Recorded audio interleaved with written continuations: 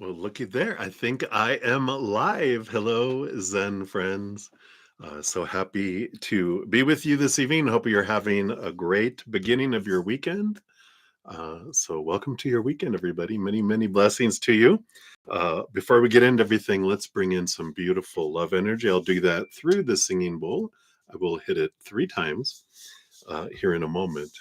And as we do that, you can just imagine this beautiful, eternal, unconditional love energy flowing down into us and filling up every part of our body, our physical body, our energetic body, our emotional body, our mental body, and just filling us up and then flowing out to the world, allowing it to whatever it wants to do out there to help raise the vibration of the planet as well. Something we can do to raise our vibration right away is maybe think of one thing that we're grateful for right here, right now, in this moment. As we're hitting the singing bowl, we can just have this beautiful gratitude energy toward the creator in the universe for that one thing. Just gratitude for it. It immediately raises our vibration, but it also allows us to become a magnet to receive more from the upper world too. It allows us to open our arms to receive more. So I like that. So to prepare, if you'd like to join me, I'm going to take a big deep breath and come back to right here, right now, out of the chaos of the world, out of the future, out of the past, coming into right here in this moment. And you can hold your breath for as long as you'd like. Just don't pass out on me, please. All right, here we go. Big deep breath in.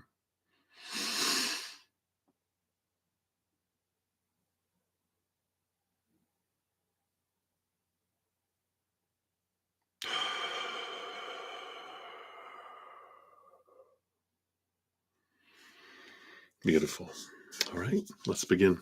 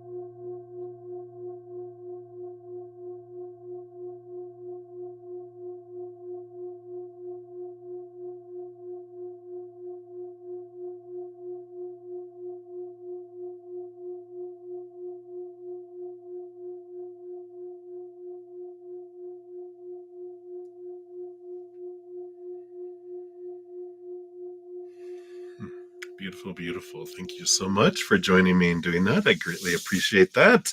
Love that energy. Love it, love it, love it. Put her up on her little shell up here, or her shelf, not her shell. So, hello, everybody. So good to have everyone here. As I said, I hope you're having a great weekend. So far, so good. Happy, happy Friday to everyone. So, really grateful for this beautiful energy that's flowing. I know there's it feels like a lot of chaos going on in the world. Um, and today was a wonderful day. I know the moon I think it's moved into Gemini now. It was in this grounding Taurus energy. Now we're moving into the thinking energy and the kind of the fighting twin, not the fighting twins necessarily, but the twin of the lower realm and the twin of the higher realm, this balancing energy that's coming in. So I'm enjoying feeling that today in this moment. So if you're new to my channel or new to these readings, welcome, welcome.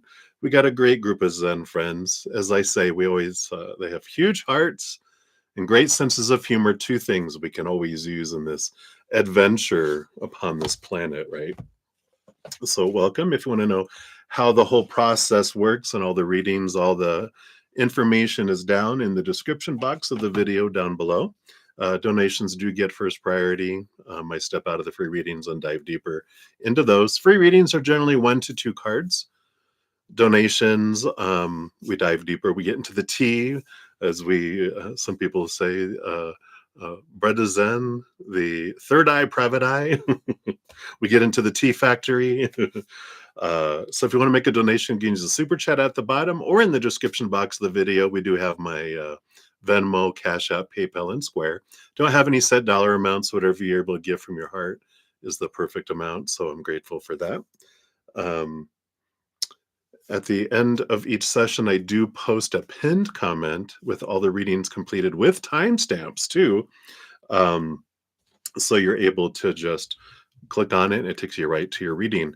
I'm trying something new this weekend. I'm usually on for about 3 hours. If by 2.5 hours I haven't got to any free readings, I will break away from donations, and the last half hour, or for how many free readings there are within that, whichever comes first, we will dedicate to free readings, and I'll pick back up and finish out donations after that. That way, it's kind of like a balance. I'm still honoring donations and making sure everyone's getting those, but also there's an opportunity to get the free readings each night as well, because there's been some nights where I hadn't had a whole lot, and sometimes no free readings at all. So wanted to just make sure. I know in this day and age we've got a lot going on in the world, a lot of people seeking spirit. So I want to be able to, those that are in situations where they can't give anything, that at least some can get a message each night. So there you go. Tonight I will be continuing to use my double-decker Light Seers Tarot, meaning I got 2. There's one that has a damaged card. I'm still using it, but it's on its last leg. I think we might be 1 card shy of 2 decks here soon, just like brudda-zen.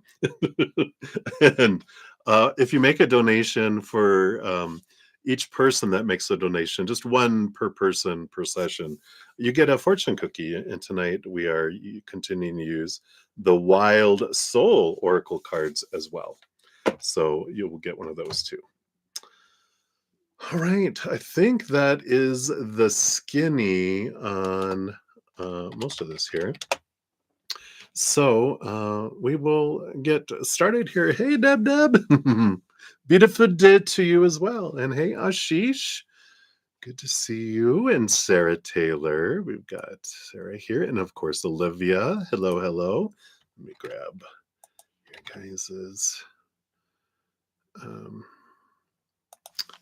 names here, and let's get the little list going here for the session, and we will dive in.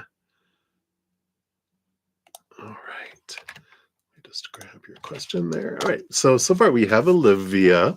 We'll start off with Olivia, and then I did Sarah. Thank you so much for your donation via PayPal. So we'll jump to Sarah, and then we'll jump back to Olivia for number 2, and that's where we're at on donations right now. So that's where we will begin. So let's get into it, everybody. Again, so grateful to have you here, and thanks for all the thumbs up too. It does help spread the Zen love and allows us all to be part of the giant love tsunami. All right, Olivia, so let's get started here. So your timestamp, Olivia, for number 1 is going to be 9/17. So we'll do that here. And you said, good to see you. Good to see you too. So someone that you care about recently passed away due to health issues. Okay, let me give you a donation here. A love and a like too, since it lets me here. Okay, and then JJS is JJS spirit is all around and at times visited you. Absolutely. So today you visited their burial site just to feel close to them. You brought them 2 gifts that you thought they'd enjoy, and then you'd like a reading on what their thoughts were about your offerings, and then we'll look at that second portion. So first of all, the thoughts on the 2 offerings offering number one, and offering number two. Okay. And then does JJS have any messages for you as well? Okay. Of course. They always, if they have a chance to talk, they always like, yes, yes, yes. And then one that relates to CS and SS. All right. CS and SS. All right.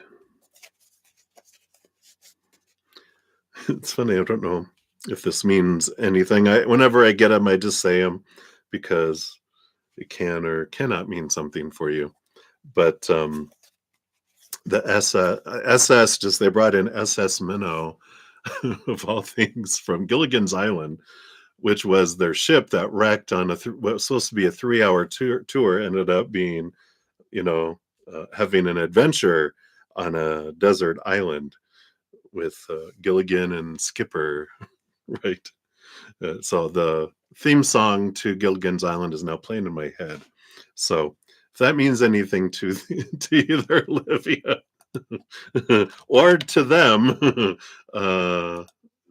just know that's an extra part of the message here. Weird. Spirit's always funny. All right, so let's look at here. So, what were their feelings around the offerings? The offering around whatever you were the first thing there. The Page of Cups. I love that. They're like it. It allowed them to see things from a higher perspective. You got the pig flying here. The pink is standing out to me, but they've brought him to a new level of joy.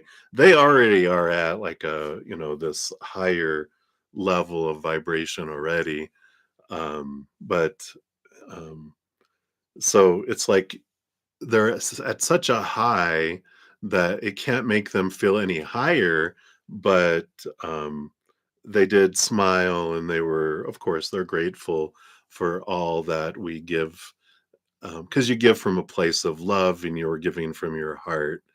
Um, and of course, they return that love and are constantly giving you love. The moment they moved away out of their physical bodies and connected fully back to their higher self, they were right there by your side and all of their loved one sides. What's great is that they can be with each and every one of you 100%. They don't have to share or split time. We have the ability to be in a bunch of places all at once and be totally present there as well. So I like that. Now they're showing me a movie. Um, what was the name of this movie? It was they were kind of superheroes, but way back in the age. And one of the guys, he got automatized or something, where he was all blue and he was super intelligent. He could go different places, become big, small, and he could be multiple people all at once. That's what they're showing me in my head, as well as that he could be talking to his girlfriend or wife and reading the paper somewhere else too. He's doing all these things. And that's what they're showing is I can be in multiple places all at the same time. And I've always been with you. So the number one, they really love that. In fact, they did the little heart, little hands together with the heart, how they do that. They're like, oh. Number two, number one felt like this bowl is reminding me of my singing bowl, and that's really standing out there too. Oh, you served in the Navy. Well, there you go. I love that. That is great.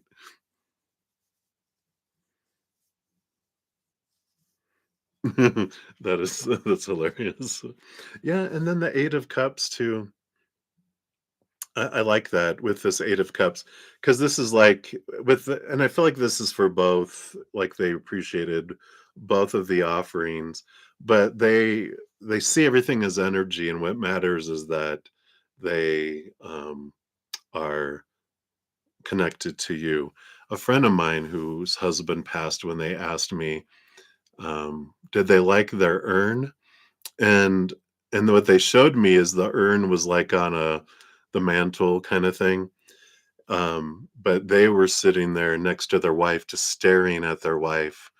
because they were so um, enamored and so interested in the being of who they were. Because when we're down here, we're only limited by what our senses and what we can pick up a little bit, right? But when we're fully connected to the other side, we get to experience all of our loved ones, every thought they had from when they were back in the womb, every emotion they felt all the way back into the womb, every choice they made. We have such a deep clarity of who someone is, and we're blown away by them because from a higher self standpoint, these human adventures are fun and interesting, but when we get the full picture and the behind the scenes story and the backstories and everything, we're just blown away and we get it like that, right? We're reconnected. So they focus more on who someone is and that and not so much offerings and different things. They look at the heart, they look at who you are and celebrate you. They have no judgments at all. So sometimes when I tell people like, "Oh God, they know every thought and emotion I ever had," and you're like, but there's no judgment. They just see it as information and experience, not as, those types of things. So that's really, really interesting. And that's why I feel like when they're saying like, here's the bowl left behind, and you can walk away from the offerings. That's even looks like a little burnt offering. And when you're walking away, you're not walking away from them because they are always by your side. They go, it was fun to go with you to go see my, because they were with you. Oh, yeah, we can go see my burial site, but I am always with you.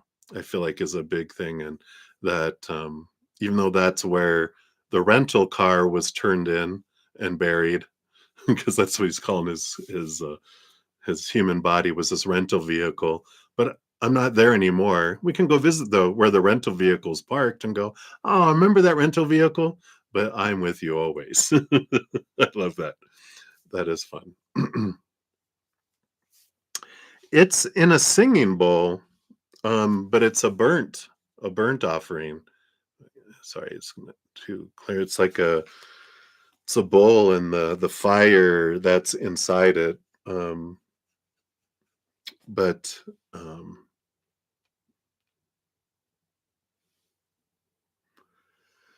Yeah, this pink flying pigs. Well, look at pigs can fly. No, no, no. I don't know what this is all about. Didn't give him a bag of pork rinds, did you? Like, here's your offering. I know you love these pork rinds. Was that his favorite snack? He keeps on bringing back the pig flying, which is funny. Um, right. So I feel like that's that piece of it there. Let's see here. Let me just see where. Oh, I'm over here. That's why. I was like, where did it go? I'm like, I put it over here. Okay, any messages for you? Yeah, let's see what other messages they have for you here too. Yeah, Page of Pentacles. You got new opportunity that is opening up here. Yeah, this Three of Swords with these two coming out.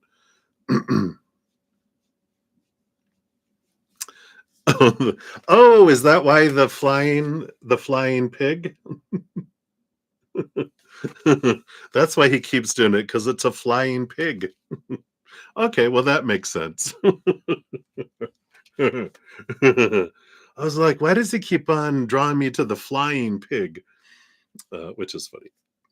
But I do feel like here the Three of Swords, which is the feeling of loss and heartbreak and disappointment.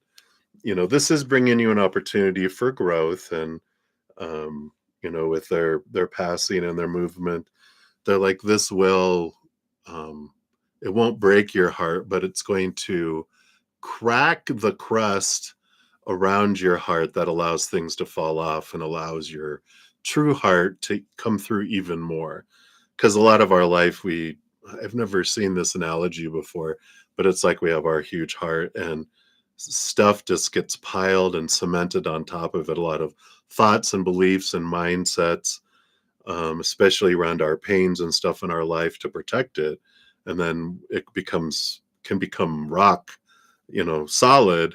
Um, and that's where a hard heart comes from. Oh, I get it. Thank you. But at some point, then we have like earthquakes, right?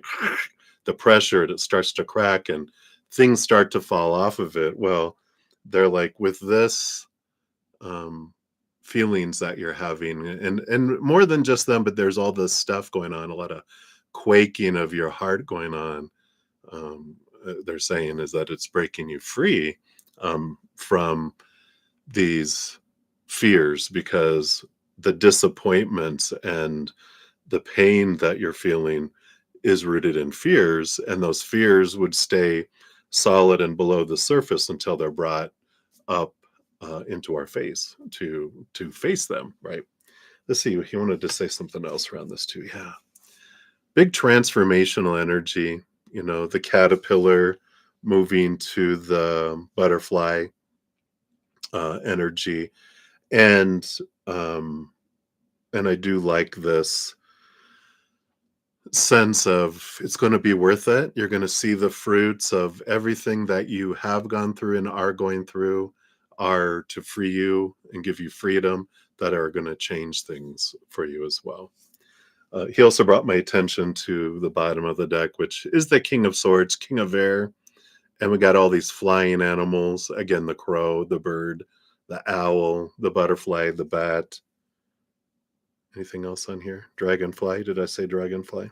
I think I said butterfly, but it's dragonfly, crow, or raven, bat, and an owl.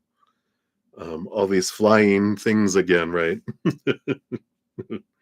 um, but I love that for you. I just feel like he's giving you this. With you have the Eight of Cups, and now the Eight of Pentacles.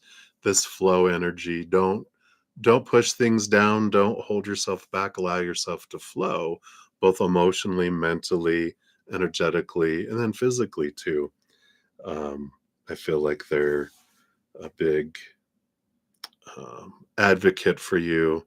Also, there's this education or teacher energy or writing, but it feels like studying, writing, teaching energy towards you, a message for you. It's like you have something to share, something through writing, if that resonates, poetry, blogging, writing a book, writing letters. But I feel like there's this writing, at least teaching, even if it's learning something new energy. I just feel like there's all this coming together and telling you, go for it. Don't don't become complacent or stagnant because of these things. Don't let these things weigh you down. Kind of a keep going, keep moving forward energy. But you'll see the fruit of your labor with all that too. Let's see here. And then you wanted CS and SS, CUSJS or something. Oh, you asked him for something related to CS and S. What does? Oh, that's your second question. Is that your second question? Maybe. Okay. So we'll give you the so this one.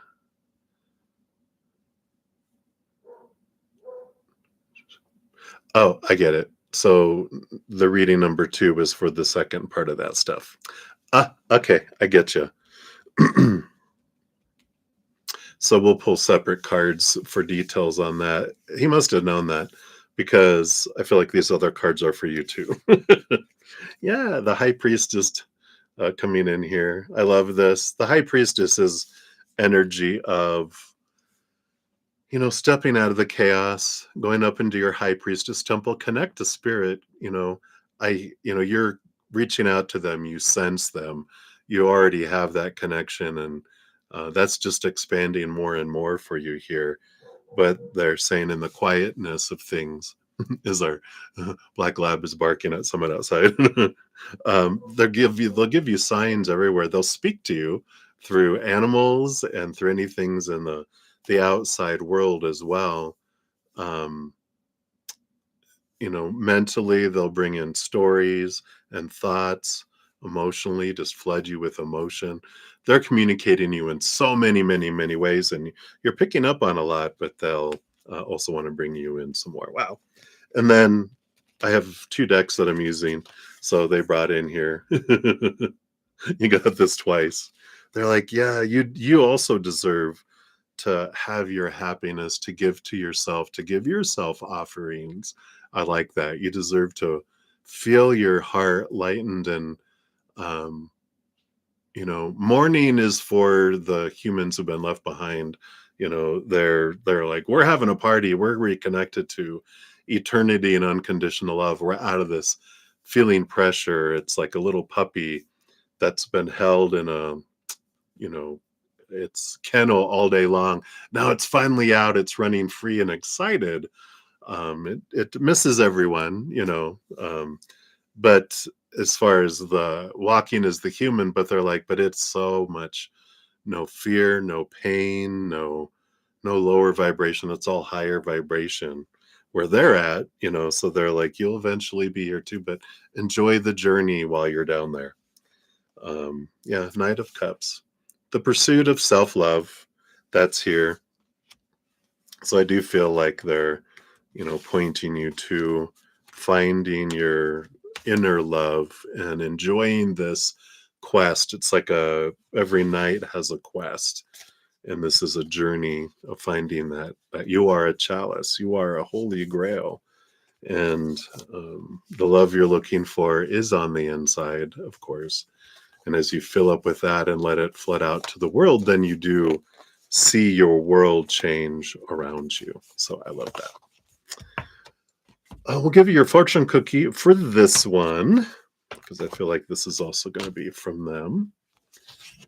And then we'll circle back around for your second question after we go visit with Sarah. All right, let's see what we got here. What else? All right, there we go. And yeah, you got the wasp, anger. Another flying being here. Let's see what this is here. So the wasp, I feel like the wasp has something to do.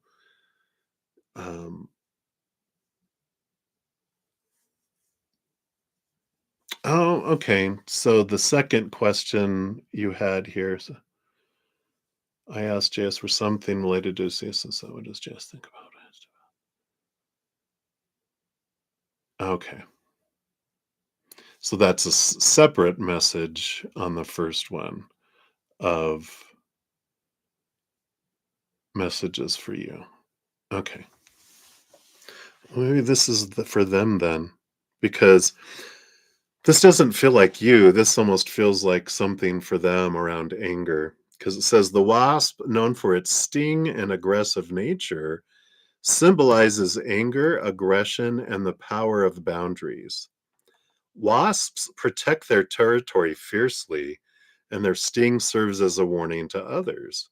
So this card suggests that you may be dealing with anger or aggression, whether it's your own or someone else's. The wasp reminds you that while anger can be a powerful motivator, it must be controlled and directed wisely. The lighter side of the energy says acknowledge your anger and use it to set clear boundaries.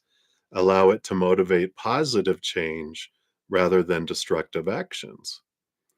The shadow side of the energy of the card says your anger may be consuming you, leading you to bitterness or desire for revenge. Consider whether it's time to let go and heal rather than letting anger control your actions. 3 questions that can be asked is, what is the source of my anger? 2, how can I channel my anger into positive change? And 3, am I holding on to anger that I need to release? So I feel like, because when you're talking about, I just feel like that relates to CS and SS. Because when it came out, I immediately felt like this, no, this isn't for you. And then you go, wait, this is actually, no, it's still part of question number 1, part 4 or whatever. But I feel like that relates to them. The wasp, the sting, the needing to be aware of our anger and our aggression, and to turn whatever anger is boiling down inside to something towards healing is what they can choose or not. And I feel like that's the nudge, or if that resonates for you toward them or anything you're doing with them too. But I feel like that's kind of the message around that. I feel like they have anger on the inside that's boiling, that's causing fear, that's causing reaction in the outside, kind of energy. And but I don't feel like it's anger. I mean, it's expressed as anger toward certain things at certain times, but at the root of it is what he's showing you is that they have this it's like bitterness, this anger from inside. And I feel like this goes back to inner childness that's just been festering and festering. Like they haven't been able to express anger, and now it's coming out into their bodies and into their world and into things that are going on around them. Um, and I just feel it's been held in for so long that it's making its way out. And I feel like they're making these changes and things in their life um, around that, if that makes sense. All right, I have gone like 30 minutes on or 20 minutes on one reading. I need to kind of keep moving along here. We really got into it. We'll circle back around for your second question, dive a little more into there as well. But I need to kind of uh, move forward here. All right. So, Olivia, thank you for that. We'll be back to you in a moment. All right, Sarah, you are up. Thank you so much for your donation via the PayPal, is how it came through here. So, um, an easy week. It was an easier week than it could have been, right? Hello, hello. Hope you had a enjoyable adventure of a week. So your question is, let me switch to this other deck here. Did your mother never receive your message about meeting up on a holiday, or is she just ignoring me? Oh, okay. Let's take a look here and see.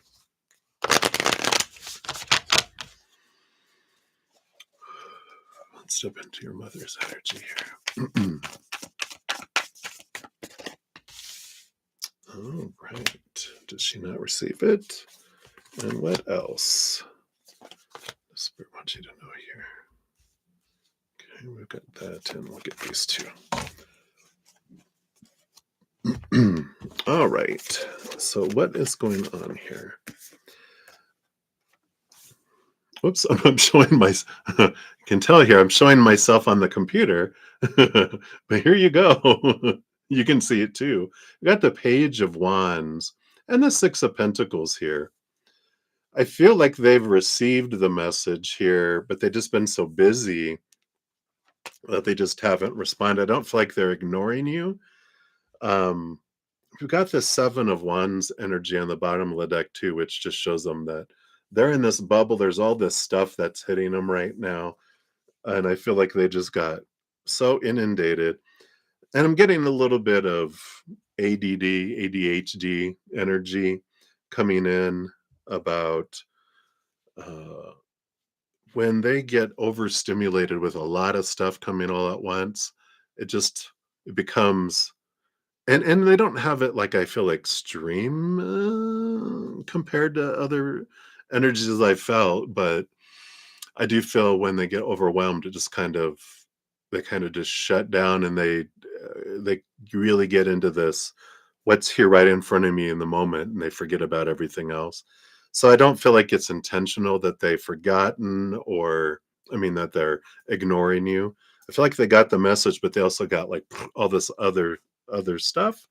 So let's see what advice Spirit has for you on, you know, is it best for you just to let it sit for a little bit till her life calms down a little, and then reach back out. Um, and we'll see what Spirit has to say here. Yeah, we have the Strength card Leo energy, which is a bold energy, courageous energy. Yeah, the Page of Swords, which is communication suit. Swords is the mind and thinking and suit. So, but it's also around communication. Yeah, an Ace of Wands. It's okay to take action here towards future communication around it. So, and that's okay to do that. People are so busy these days and so inundated from so many things. And as we get older, uh, as humans too, we just stop being able to track, 15 tracks going at the same time. It is like, wait. Let's bring it down to just one thing, right? So I feel like reaching out to her in the future is a good thing. Wait a little bit with the Knight of Pentacles. It's the slowest moving knight out of them all, which is like just give it a little bit of time here. The Nine of Swords here is an interesting energy. Let's sit with that because that is the nightmare and insomnia card. It's allowing us. Oh, okay. Spirit is so nice. I'm like, what does this mean? And they're like, okay, here's the answer. The Knight of Pentacles, when especially with these two combined, when we have like a waiting period, that allows us the time to face some fears to, you know, what if, what's at the root? It isn't here that she's ignoring you, but what fear at the very bottom, down into our inner child and area, right? Fears being abandoned or ignored. It's like, oh, I remember why, because this is what happened when I was younger. So there's some good release energy that's here, and that gives you the time to let go of some old fears that were in place to help you survive when you were experiencing them before. But now you can forgive and, you know, and I forgiveness is for ourselves, right? Because it only impacts us. It's like drinking poison and expecting it to hurt someone else, right? Well, anything that we have to release of these fears is for us to release. And one of the most beautiful ways I've heard it ever said about forgiveness is I am choosing to no longer be a vessel of pain because of someone else's actions or non actions, their words or their silence. And I'm pouring out that pain through forgiveness and releasing that, and I'm coming back to me and allowing then this empty vessel to be filled up with love. So I'm changing from a vessel of pain to a vessel of love. And I like that energy coming in here. So give it a little time, maybe after you feel that release of that, whatever whatever that is that's at the bottom, that where that fear of being ignored comes from, and which is ultimately like a fear of rejection, which our little inner child is like, I do not want to be thrown outside the tribe and die outside as a 3-year old, a 4-year old, a 5-year old. Um, ah, okay. So that's good. A good thing for you to look at there and go, okay, I can release this and and forgive that, and then I'll reach out. And so I feel like this is a good time for you to sit with that feeling of not hearing and transform that, and then you'll be able to go in with this feeling of joy, and then um, she'll probably contact you, or you can reach out to contact her and go, hey, with emails or however you reached out. I don't know if you sent a message or something, um, but calling is a good thing, I think, for them, because you get their attention, um, and they're more apt to talk that way, I feel. Let's see what the fortune cookie brings in here for you too, through the Wild Soul Oracle.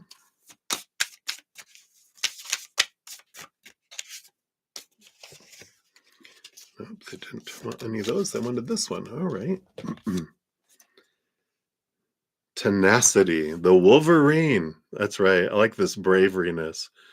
It's like Wolverine from the X-Men. I am the Wolverine. Let's see. Tenacity. Ah, okay.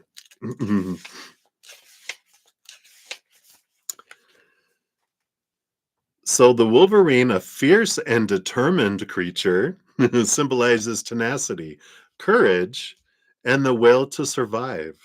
Known for its relentless nature and ability to face down large predators, the Wolverine represents the power of persistence and determination. This card suggests that you may need to dig deep and find the strength to persevere through challenges. The Wolverine reminds you that tenacity can overcome even the toughest obstacles. Be tenacious. Tenacious Taylor. The lighter energy of the card is harness your tenacity and keep pushing forward. Your persistence will see you through even the most challenging situations. And then the shadow energy of the card says your tenacity may be turning into stubbornness or an unwillingness to let go. Consider whether your persistence is serving you or holding you back. Depends on the situation, right?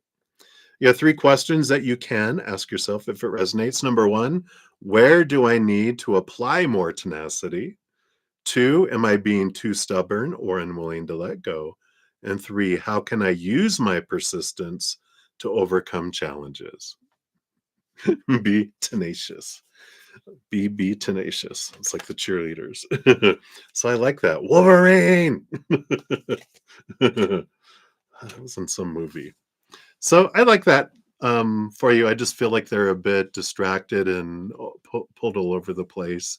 So if you want to call and check in on her when you feel, this nudge, this, I feel like it's a spark with that Ace of Wands you got. Like when you get this, like I'm going to call her now, call her then, because I feel like she's available instead of being torn everywhere. She might just be like sitting with her glass of coffee or whatever, cup of coffee, and it's like, and then you call and she's like, "Hey," you're like, "Hey, how are you?" So I like that. All right, so that is what they have for you, Sarah. Thank you again for your donation. I really appreciate that, and enjoy. All right. So we'll be circling back to Olivia here in a sec, and then we have Deb, and then we have NY, Nye, and then Guerrera. Hello, Guerrero. Good to see you again. I'm back. And then Deb will circle around for number 2 for you. All right. Whoops. Mouse gone crazy. There we go. Oh, I'll give you a virtual hug. So I love that.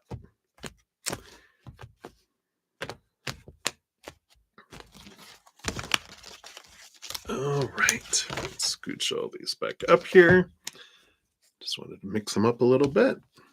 You are very welcome. All right. So Olivia, let's grab your second one here. Boom, there we go. All right. So thank you for your additional donation. We'll give that a like there. All right. So you asked JJS for something related to CS and S, and what does he think about what you asked about that, and when will it happen with CS and SS? All right. Very good.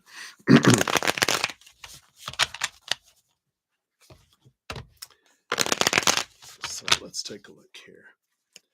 So what do they think about what you asked about first?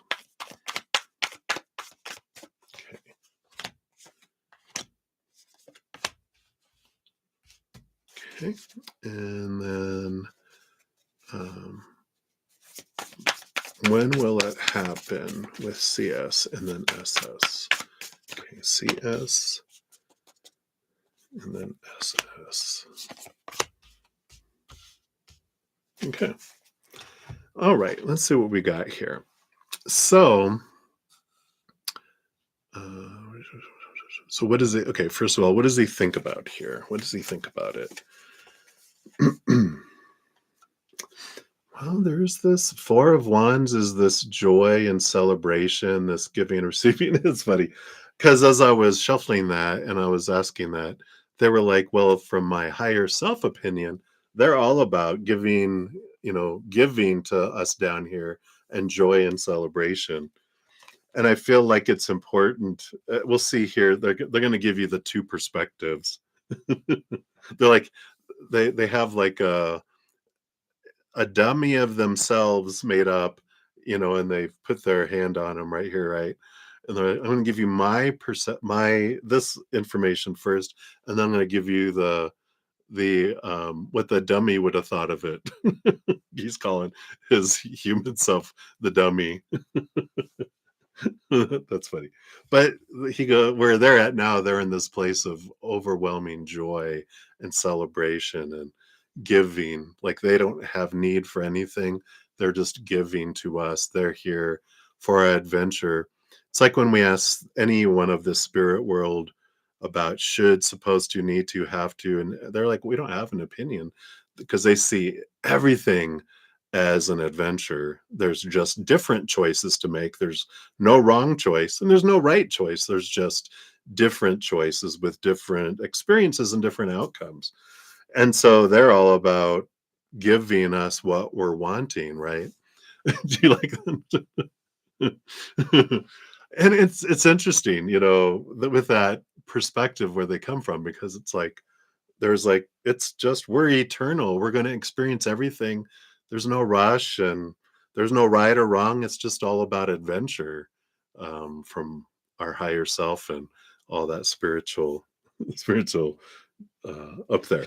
So they're like, they look at everything as it just is, and it's an amazing. We have a hard time seeing that from our human perspective because we have so many supposed tos and shoulds and need tos and have tos and contrast and opinions and blah blah blah blah blah. That that's why it's so different, and sometimes it's hard for us as humans to really grasp that perspective because it almost feels uncaring. Like, no, no, we love being along and for it all, but it's like the one that they brought back to me, I mean, the example they gave me to help me, my human understand it, is like when a grandparent takes a grandchild to a playground and go play, and they're like, well, what should I go play on first? Like, it don't matter. What do you want to go do? Why don't you care about what I'm going on? Like, no, no. What are you being drawn to? Do you want to go on the swings or the slide, or what am I supposed to go on first? Because we get so adamant as humans that there's a right way to go play on the playground. So eventually they'll go, all right, let's go on the swing. I'll go push you on the swings. Let's go, you know. And then when you get bored of that, we can go try something else. But from their perspective, it's all playground. There's nothing so serious on the playground. We just, as little children, make it so serious, right? So I like that from their perspective. They're just like, yeah, it's everyone has their adventure. You have your own adventure in relation to everyone else in your world, as well as everyone else in your world having their own adventures by how we feel, what we think we're going through. Because we're all wearing like those Google glasses that can play movies and stuff on the inside. No one sees what I'm seeing. They only see what they're seeing because everyone's wearing them. And I could be screaming in horror because I'm watching a horror film. Someone else can be laughing hysterically because they're watching a comedy, and I'm like, how can you laugh at a time like this? And they're like, why are you being so serious? Because we're all seeing the world through different perspectives, that we don't see the world as it is, we see the world as we are, and everyone's experiencing it differently. So interesting. So he's telling me that that's from his higher self. Now from the dummy, their thoughts about what you um, what you asked about. We've got Leo energy, courage, lion energy, 3 of cups, No, they're joy, celebration, community, spiritual posse groups together here. There is this courage in regards to community, if this makes sense. The Five of Swords. There is this Five of Swords is a conflicting card, but it's a mental confliction. It's a confliction of stories in our head. It can be the battle between the head and the heart. But what I'm getting with this is, do we want to be right, or do we want to have relationships with people? I like that because, you know, it's about choosing our battles, especially this coming from someone from ex-military, right? Retired military. Uh, Got to choose your battles, Is it worth it? You know, Sometimes we can uh, be so right about things that we end up not in relationships with people because we are so good at it. And it's the Five of Swords will show someone holding swords and people walking away. And I feel like that's just kind of a perspective thing is when it comes to interacting with people, is it important to be right or to have relationships with people? And when we are trying to prove that our small t truth is more truer than someone else's small t truth, we end up battling and conflicting. And when we are pursuing higher truth, unconditional love and joy and laughter and peace and play and all that, then we become less imbued, less motivated to try to protect a small t truth of our human opinion that mine's more truer than yours. We just let people believe what they are wanting to believe for their lives and let them go on with themselves while I pursue my capital T truth on the inside. So, in a way, that's like a polite way. I feel like they're kind of saying that what goes on with them is none of your business. Nanya, Nanya, nacho cheese. That's nacho cheese. It's that's funny. It's come back to you because you get to choose your stories, your emotions, your energy, your actions. But with them, that's totally up to them and their life. You can't control anything in anyone else's life. And I feel like it's important. It's almost like they're releasing you, helping you release yourself from responsibility because they're like, I'm not in charge of what you're responsible for or not, but I am helping you, trying to help you see how you can release yourself from responsibility of everyone else. So I'm not sure if that resonates for that coming in, but that's what I feel like they're wanting to mention. I feel like that's what they would do. You'd ask them a question and they would just take you in. You're like, well, you didn't really answer my question, but okay. Anyway, the second part of your question was when when would this happen? Uh, Whatever this is that you're talking about here.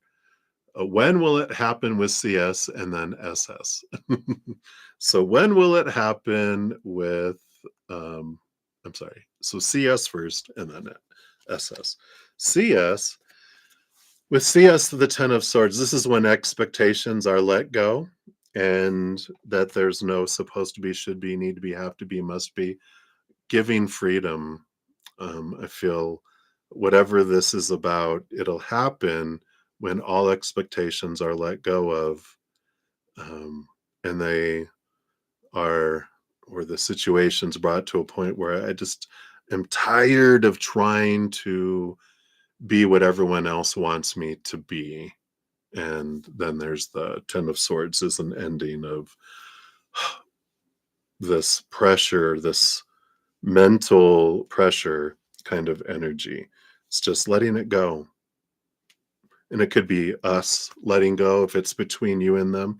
So let me letting go of that. Anything has to be a certain way. I'm releasing it. Maybe this goes back to the releasing those responsibilities. Just releasing. I'm not going to try to make something be what I think it should be, or it'll happen with them when they feel I'm surrendering this, whatever this is. So when there's the surrendering kind of energy around things, that's when it happens with CS. Around SS, we've got two. We've got the Six of Cups. This has to do, it's like, it's something from the past. Underneath that, we have the Three of Wands too. And there's like this underlying energy. It's like with the new information, when they choose to go a different direction, it feels like there's something or someone that comes back from the past that guides them in a different direction. Don't feel like it's, oh, I don't know, but don't feel like it's a romantic kind of thing, but it feels like someone from the past comes across their path and gives them some amazing truth, but it's through their life experience. It's like an old bumping into an old friend and they're like, "What have you been doing?" And they share with them, "You won't believe what I've been through." And they tell them that this, whatever they've gone through, and what they learned through it and how they got through it. And it just blows them away. SS, where they're like, wow. And so they changed the direction that they were going to go before, and it just brings in this aha awareness. So when that person gives them that point of view, not even knowing that they're like talking to them about anything that can be related to their life, but they're sharing with them, and then it comes that way. So hopefully that resonates there for you, Olivia. I feel like I was walking around through fog, but and I kind of feel like but I feel like you got your message, because they were like, um, I just feel like it's not that they're distracted. I feel like they're more pointing you back to you. Because they're just like, yeah, all that. I feel like they're a big thing of what they're saying is that all that what we think we see in the outside world is all reflected on here. So the best thing we could do is clean our glasses, because if I'm looking through smudgy glasses, I don't see the world clearly. Once I clean my glasses, then I start seeing things clearly and I bump into things less.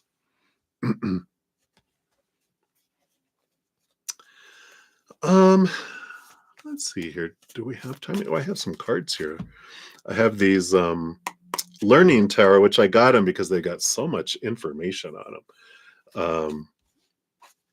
Signs and dates and different things like that, and what they relate to. So I like using these. Like, I came across them the other day, and I'm like, oh, I want to use these in the readings this weekend whenever we ask for timing. So I'm glad. Here we go. Let's see what we have here. Any idea based on current energy with timing? We've got the judgment card, but we've got the dates down here are October 24th to November 22nd.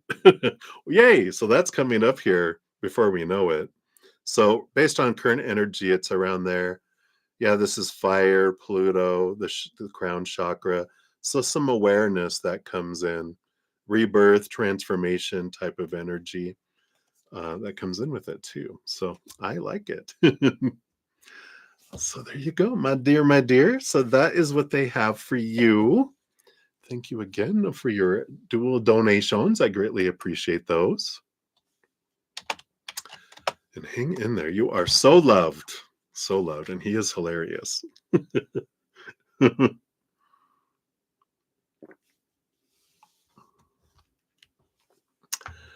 All righty. Hey, Debbie O. Getting some food. All right. Well, and then we have Deb coming up here. So Deb, look, you have 10010. All these ones and zeros. Hey, hey, hey. So thank you for your dual donations. We'll circle back around for you and for your second one here in a moment. But for the first one, you want messages from your spirit guides. Let me see if you said anything else here.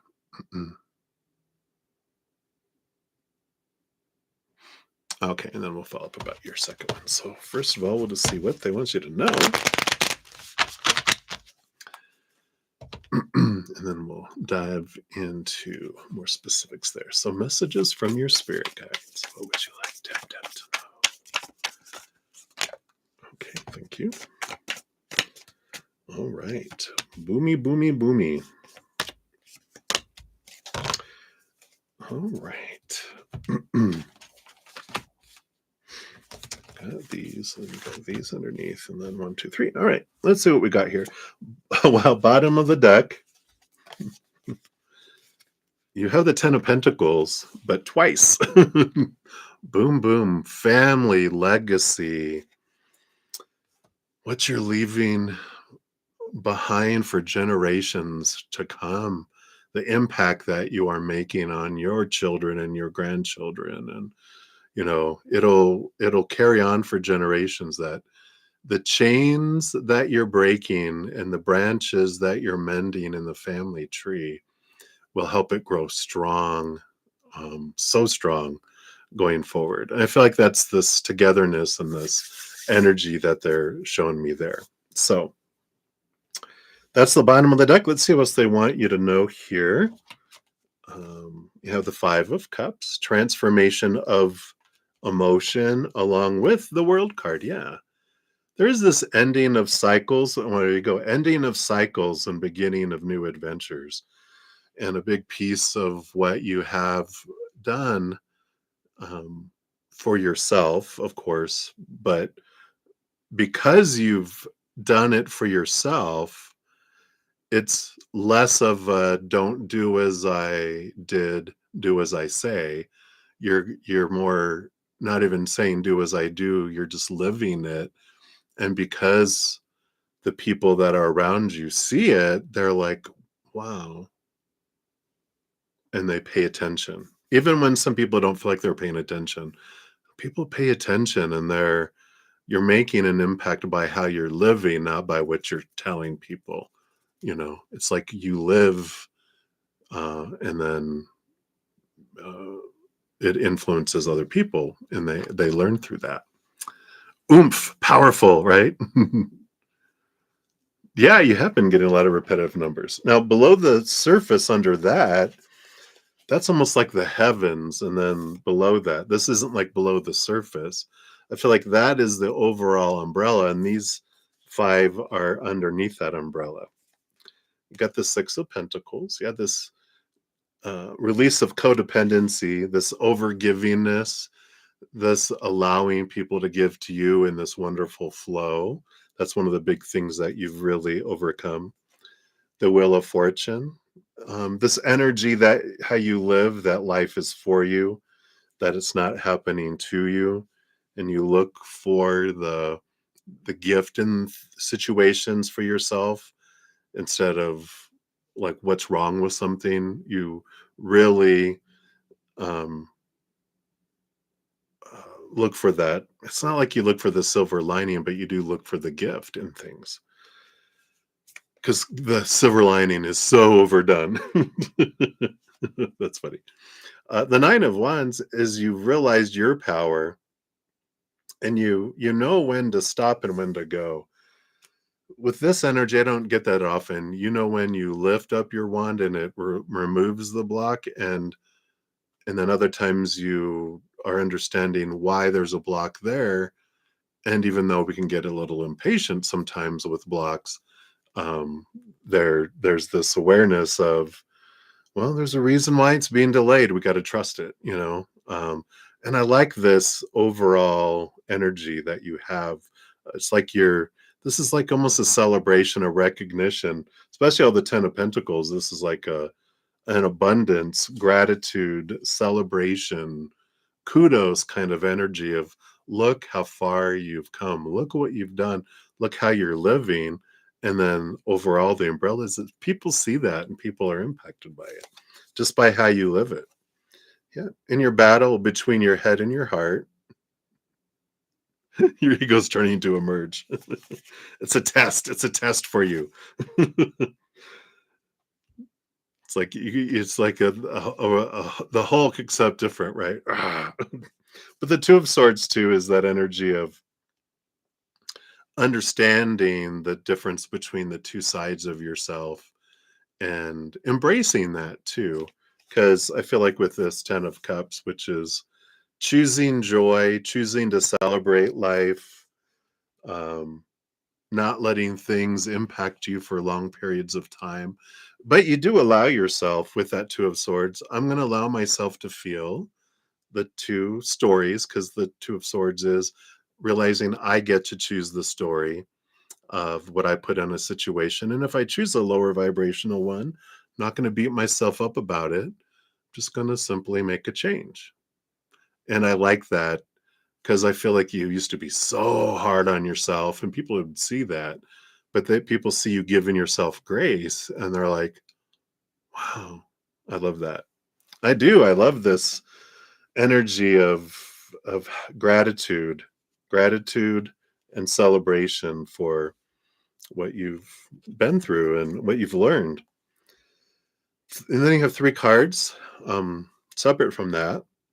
You got the King of Swords. Here's your Aquarius energy, your mental energy, and the evolution of seeing things from this higher perspective, releasing old ways of thinking, but really stepping into um, your power of being a storyteller and changing your story. I feel like that's one of the things that stands out the most from others um, with you is your change of the story that you would put forward, right? Yeah. And so it's like you're like, that old story, I want a new story. And I feel like that's a big piece of it. Yeah. And then the Queen of Pentacles, Mother Nature, Mother Nurture. I love this, how you nurture yourself, how you choose for yourself more, and that you like that you don't go along with everyone and then resent it later. You stand up and go, I don't want to do that. I'm not going to do that. Um, but because you nurture yourself and you're honoring yourself, and because you fill up, everyone gets the overflow. They taste the difference, like when we're a barrel and we plug everyone in and we feel like we're exhausted and we overgive and then we're resentful. It's sour, bitter water people get. Here, take it. I'm here. You wanted me to come along. I'm going to sit here the whole time looking like this, You happy I'm along with? Aren't you glad I came along? But instead, we unplug all that. We trade in that barrel. We become a chalice. And then we fill up first. And then what overflows is beautiful, sweet nectar. And they'll take one drop of that and go, oh my God, this is so different, right? Right? Happy birthday! Oh, your birthday awakening was 4 years yesterday. I'm like, wait, you're an Aquarius. Your human birthday isn't yesterday, but yay! Well, congratulations, happy birthday! Yeah, and then Two of Cups, your relationships with others, because you found your self love, your relationship with others has also changed, of course, with all that too. So we definitely there's definitely been a change of things. So I feel like that's what they want you to know for question one. And let's give you your fortune cookie for this one too. Just put these cards back in. Switch these out and give you this one here. All right.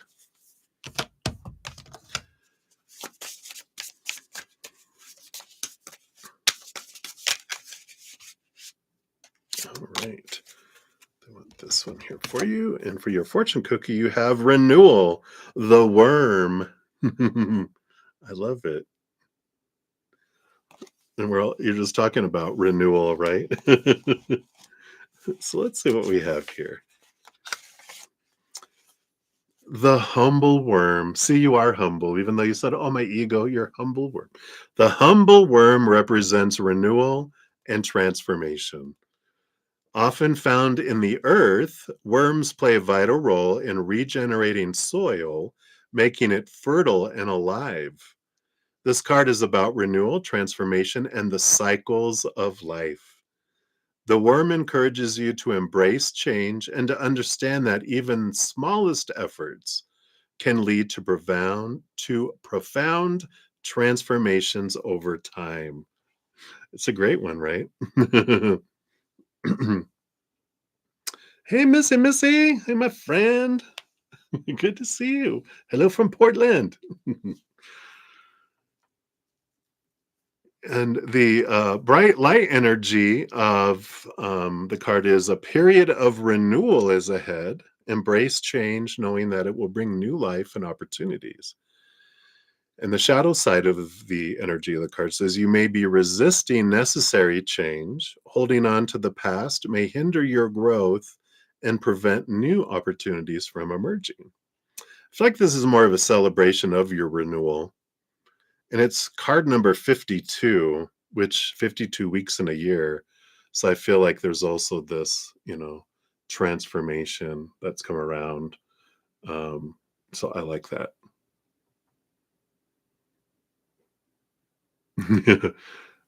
Knowing when to flex your crown and when to gracefully bow down. I love that. What a rhyme. You're like the Dr. Seuss. Questions that you can ask yourself, Deb, are what area of my life needs renewal? I feel like this is more reflective. Again, you can always look and see, is there anything that you want to renew, but what areas of your life have you already renewed? Am I resisting change that could lead to growth? And how can I embrace transformation? So I like all this energy. There could be some change and transformation headed your way, of course. Well, we'll look at your question too. Um, but there is this, when we look back and go, look how much renewal I've had and look at where it's brought me. And I love who I am today. So any other renewal, any other change that's coming, I'll be fine. I feel like there's that kind of energy around things too. But we'll catch you on when we circle back around for number 2.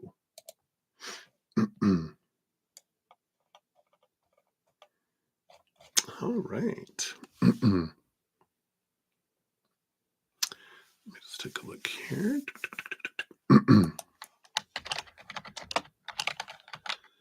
So let me let everyone know where we're at on donations. Whoops. If I can type. There we go. So thank you for number 2. You're going to be good. You're going to be more than good, right? So Nye will be up next. Yes, Nye will be up next. And then Guerrera means war. I just put Guerrera. Let me put your entire name here. Screen name anyway. Then we'll circle back to Deb. And then Missy, I did get your donation via the PayPal. So thank you. If you want to put your question out there, if you didn't put it on your see one on your PayPal. So if you have a question, put your question out there, and we will get to that. And then Alice, you beep after that times 2. Liz, all right. Let me put it over here. I keep, I'm gonna have to think of some way to remember that. Go back to my Dale Carnegie days. Guerre means war. I'll think War of the Lizards and then Liz. There we go. That's how I'm going to remember it. You have to do it all sorts of stuff. Yeah, All right. So, all right, that's where we're at on donations for now. So, Nye, you are up. Let's grab your timestamp here. Let's get back going to the readings here. I will get so easily distracted these days. All this energy going on. All right, there we go. And let's give your donation a love and a like since it lets me. So nice. Hi. So, Joanne, you are going on your first trip together next week. Ooh, how will it go? All right. So, we'll look here based on current energies here, Nye. Let's see what we got here.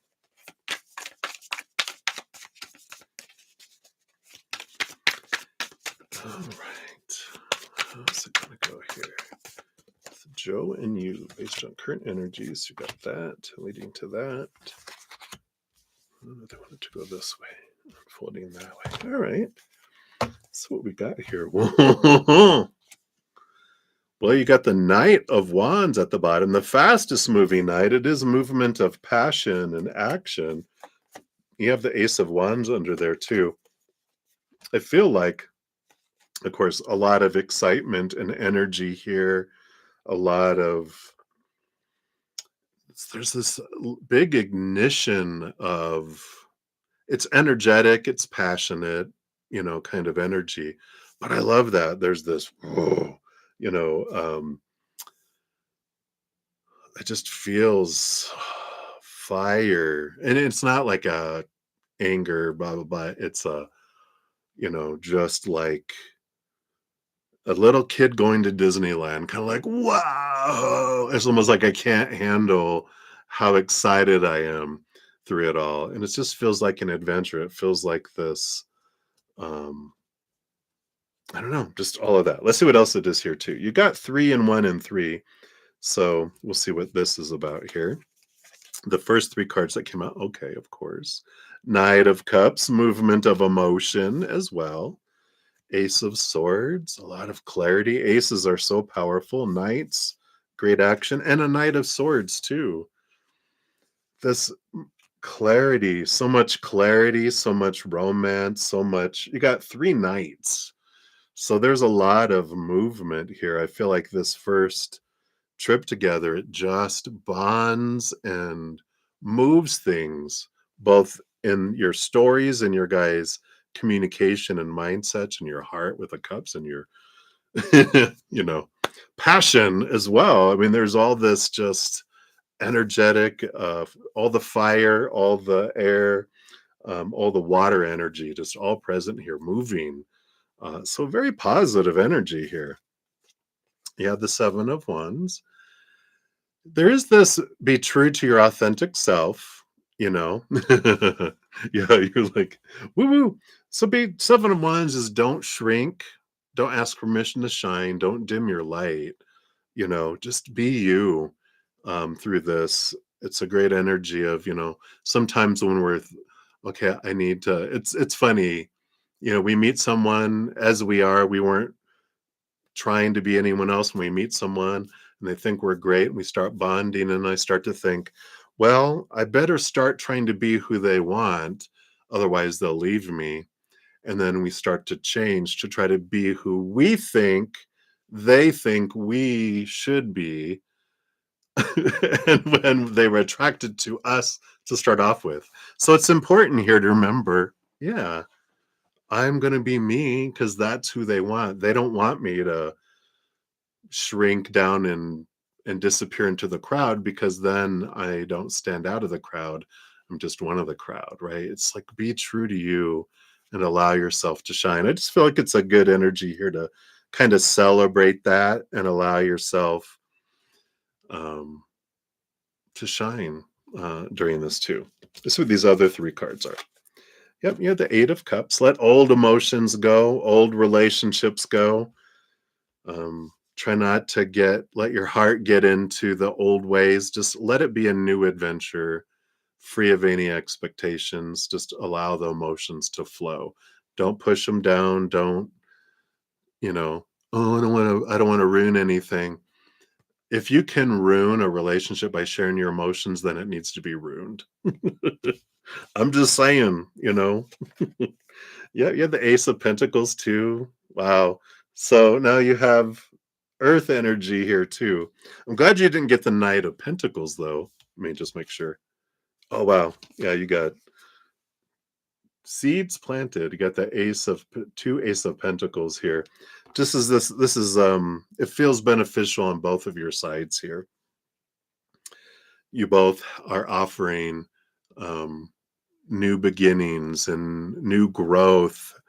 But the Ace of Pentacles, along with the reason I don't want you to get the Knight of Pentacles, it's the slowest moving knight out of everything. You got three really forward progressing mental, emotional, energetic energies. And I like there's these new beginnings, these new, um, it is like a new level that you guys go to. So I think overall, that seems like a reasonable time. On the bottom of the deck, underneath that Ace of Wands, you have the additional Seven of Wands. So it is about the importance of being true to the authentic you here, right? Yeah. So what are you worried about? I like it. So let's see what your fortune cookie brings in too. But it looks like it's really good. Let's see what else they have here. One last oracle card. Let's put these in here.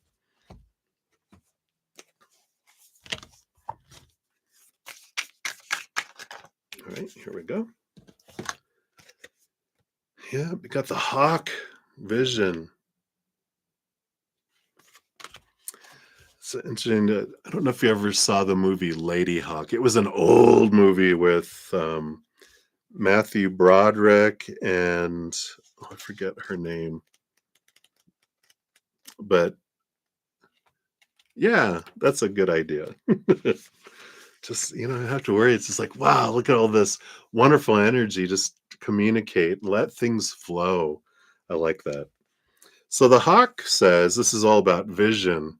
Yeah, and it's card number 22, which is a power number about seeing the two sides of things too. Yeah, it's an old one. It's about they're cursed. I don't want to ruin the movie, but there is this. Uh, I think you find it right in the beginning of the movie. One of them's cursed to walk the night as a wolf, and the other one they're cursed to walk the day as a hawk. So they can never, they're human. Like when the sun is setting, one changes into an animal, the other one changes to a human. In the morning, it changes back, so they can't be together as humans because a witch got jealous and had a curse on him. Yeah, Lady Hawk. It's a beautiful romantic movie, but it's exciting too. Matthew Broderick, he's funny in there as well. So the hawk, with its keen eyesight and high-flying nature, is a symbol of vision and perspective. It sees things from above, gaining a broader perspective on the world below. So this card urges you to rise above your current situation and view it from a higher vantage point. The hawk teaches that clarity and foresight are essential to navigating complex situations. So you got that clarity energies with the um, Knight of Swords and the Ace of Swords. It says, take a step back and view your situation from a higher perspective. Clarity will come when you see the bigger picture. The shadow side of the card, which if it resonates, says your focus on the big picture may be causing you to miss important details.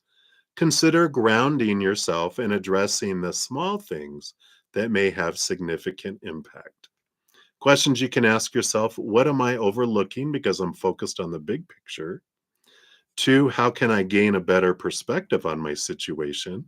And three, am I missing important details? And I feel like that is more of a nudge of, I feel like the overall energy has to do with the swords energy you got, which is look at things from the higher perspective, not from the human perspective based on experiences you've had from your past. Let that be old news. Let this be a new adventure that's so different from the others. Just let that be an old school that you moved away from and you're in a new school. So I like that. All right. So that's what they have for you, my dear. I like it. I like it. So many blessings to you. Let me know what you think of the movie if you find it there. It's an old one. Matthew Broderick was a young lad, so it's in color. It's not in black and white though. It's not that old. All right. Many blessings. Thank you again for your donation. All right. So we'll continue on here. So, Liz, we are up to you now. Let's grab your time step here. I even put it in parentheses around here so I'll remember. There you go. I'll try to remember in the future anyway. All right, let's give your donation a love and a like here. Thank you again for that. So hello again. Can we check in and see if any job opportunities are coming soon? You hope to hear back on a transfer opportunity. All right.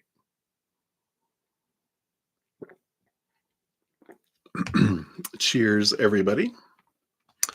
All right, let's see what we got here, Liz. So, based on current energies, any opportunities, job opportunities coming in? All right, thank you. And then specifically, we can just pull a card here too. A transfer opportunity. Can you tell us about that? All right. Yeah, it does look here. You got the Page of Swords, which is it's new communication being the sword suit, new clarity coming in too. So I do feel like you're going to have around a job opportunity, and we'll see if this is the transfer specifically, but we have that coming in here. Present. You're so funny. All right, let's see here overall. Let's look at the job transfer first. You got the Three of Cups, which is joy and celebration with the transfer. You got the Devil card, which is Saturn Capricorn energy, which is about work. Do we have the Nine of Wands? The Nine of Wands energy here is a little bit of delay, a little bit of, persevere, don't give up on it. But I feel like there's a little bit of a slowingness around transfers.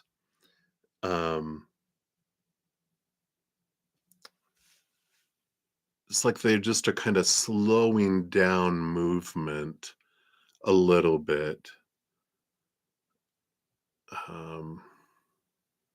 We'll see here if they'll tell us more. I feel like it's more cautiousness. They're being cautious about the world economy and movement, and let's slow down a little bit of our go, because they're really starting to watch their spending and hiring and transfers and all that kind of stuff too, I feel, with this transfer. About job opportunities just in general, we got the Nine of Swords. There is this, and this nine here with these fears. There is maybe, we'll see what these other cards are, but the Nine of Swords brings up expectations and our focus on them. And if we begin to focus on, like, I need this, I want this is supposed to happen, then we start, that's lack energy and the root of it, which tends to push it away and delay it too. So I feel like we're going to get some energy here talking about that. I can have this belief about everything going on in the world and this and that and everything else. And because my story is what controls my life, if I have that story, I'm going to draw that stuff in. So it's really being aware of maybe any kind of assumptions or expectations or beliefs that are bubbling below the surface that might just be kind of a go-to. Like if I'm not conscious of it, I go to this unconscious, subconscious automated pilot that takes me in that, kind of, well, this is what's going to happen, instead of realizing we are, not at the whim of the outside world. The creator is what brings us what we need, not humans. So if I'm in tune with the creator and I'm like, I'm so grateful for all the opportunities, and I really would love to go to, transform. I would like to transform, but also transition into this job or transfer to this job. And I'm so grateful for all the jobs that I've had and this and that. And when we over gratitude, then the creator's like, we, you know, can draw it in, and it can be like 15 people transferred in addition to you, and they all get turned down and you don't. And they're like, why did you get to go? Well, because I believed I could. They didn't think they could. Oh, it's not going to work out. You hear them all saying that, and then they don't. You're not surprised because you got what the universe agrees with us unconditionally, right? If I'm like, I'm not going to get that, they're like, okay, that sounds good. And then if we go, oh, I'm going to get that, they're like, that sounds good. They're always like, yeah, that's whatever you want. Okay. You want that? Sure. It's like, you want chocolate ice cream or vanilla or swirl in the middle with both. What do you want? I like that. Yep. And then you have the Nine of Pentacles. You have all this nine energy coming in here. So that's the Hermit's energy. It's inward and upward energy, that this independence, this it's you in spirit, against the world. And there's no against the world because the world is for us too, but it's us in spirit. And you have all these nines, which is taking you, pointing you inward, for yourself here. And the Queen of Pentacles. Yep. Mother Nature, Mother Nurture. She is also about abundance and gratitude and fullness. So that's an important energy to come in here too. And emotional choice with the Lover's card. So there is a lot of this here around, yeah, jobs and opportunities. You can do anything and be anywhere and go anywhere. But there is a little bit of understand why I'm choosing what I'm choosing. Am I choosing that because I want something because I feel it defines me, or because my heart is leading me? Is my mind defining my worth by a position, a job, something, a supposed to, a need to, a have to, a must, or is my heart leading me here somewhere? Right. Yeah. Ultimately, around job, you have the 10 of Cups, joy, celebration, happiness, rainbows. Um, but I like that. I feel like in the end, you can be happy with whatever you do. But I feel like you will be happy here with the job opportunities. They are worth the wait, but the wait can be shrunk, by our energy. The more I focus on gratitude, the higher my vibration, the faster things come to me. The more I focus on lower vibration, the more it slows it down, right? Yeah. Where's your heart leading you? Because that's where you're going to find joy. When we follow our minds, we end up existing. When we follow our hearts, we end up living instead. That's what your fortune cookie says too. I like it.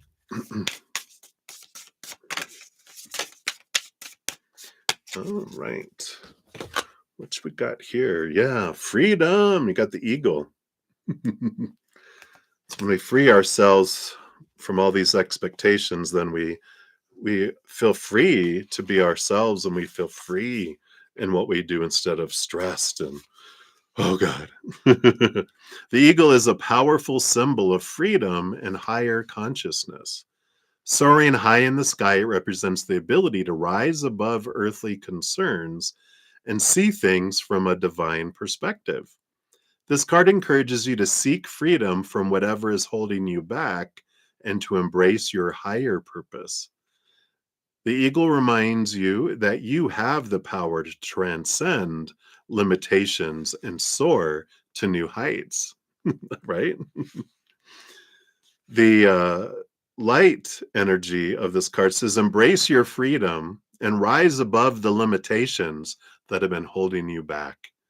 Now is the time to spread your wings. Woohoo!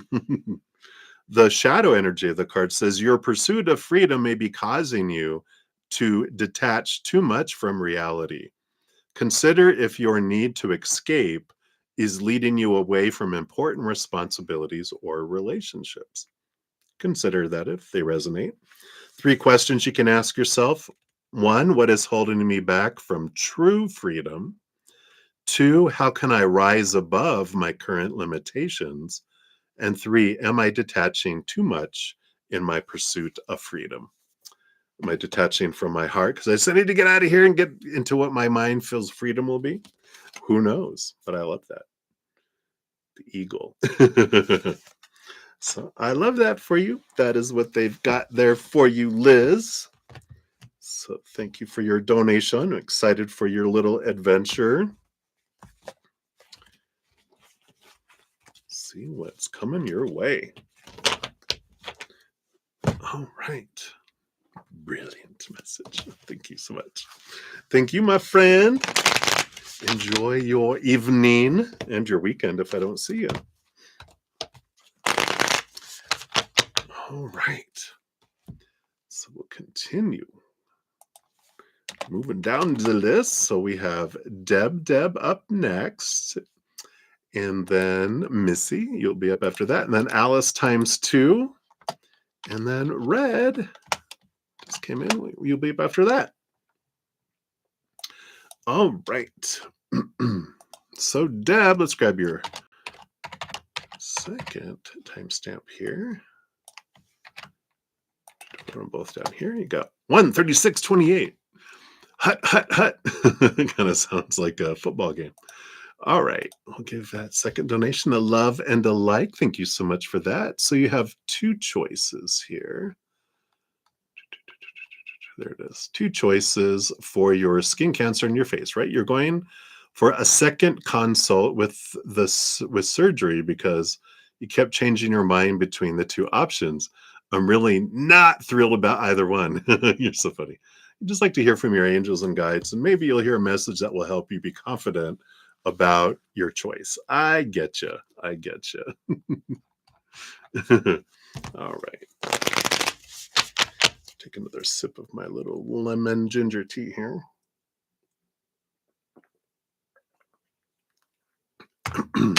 All right.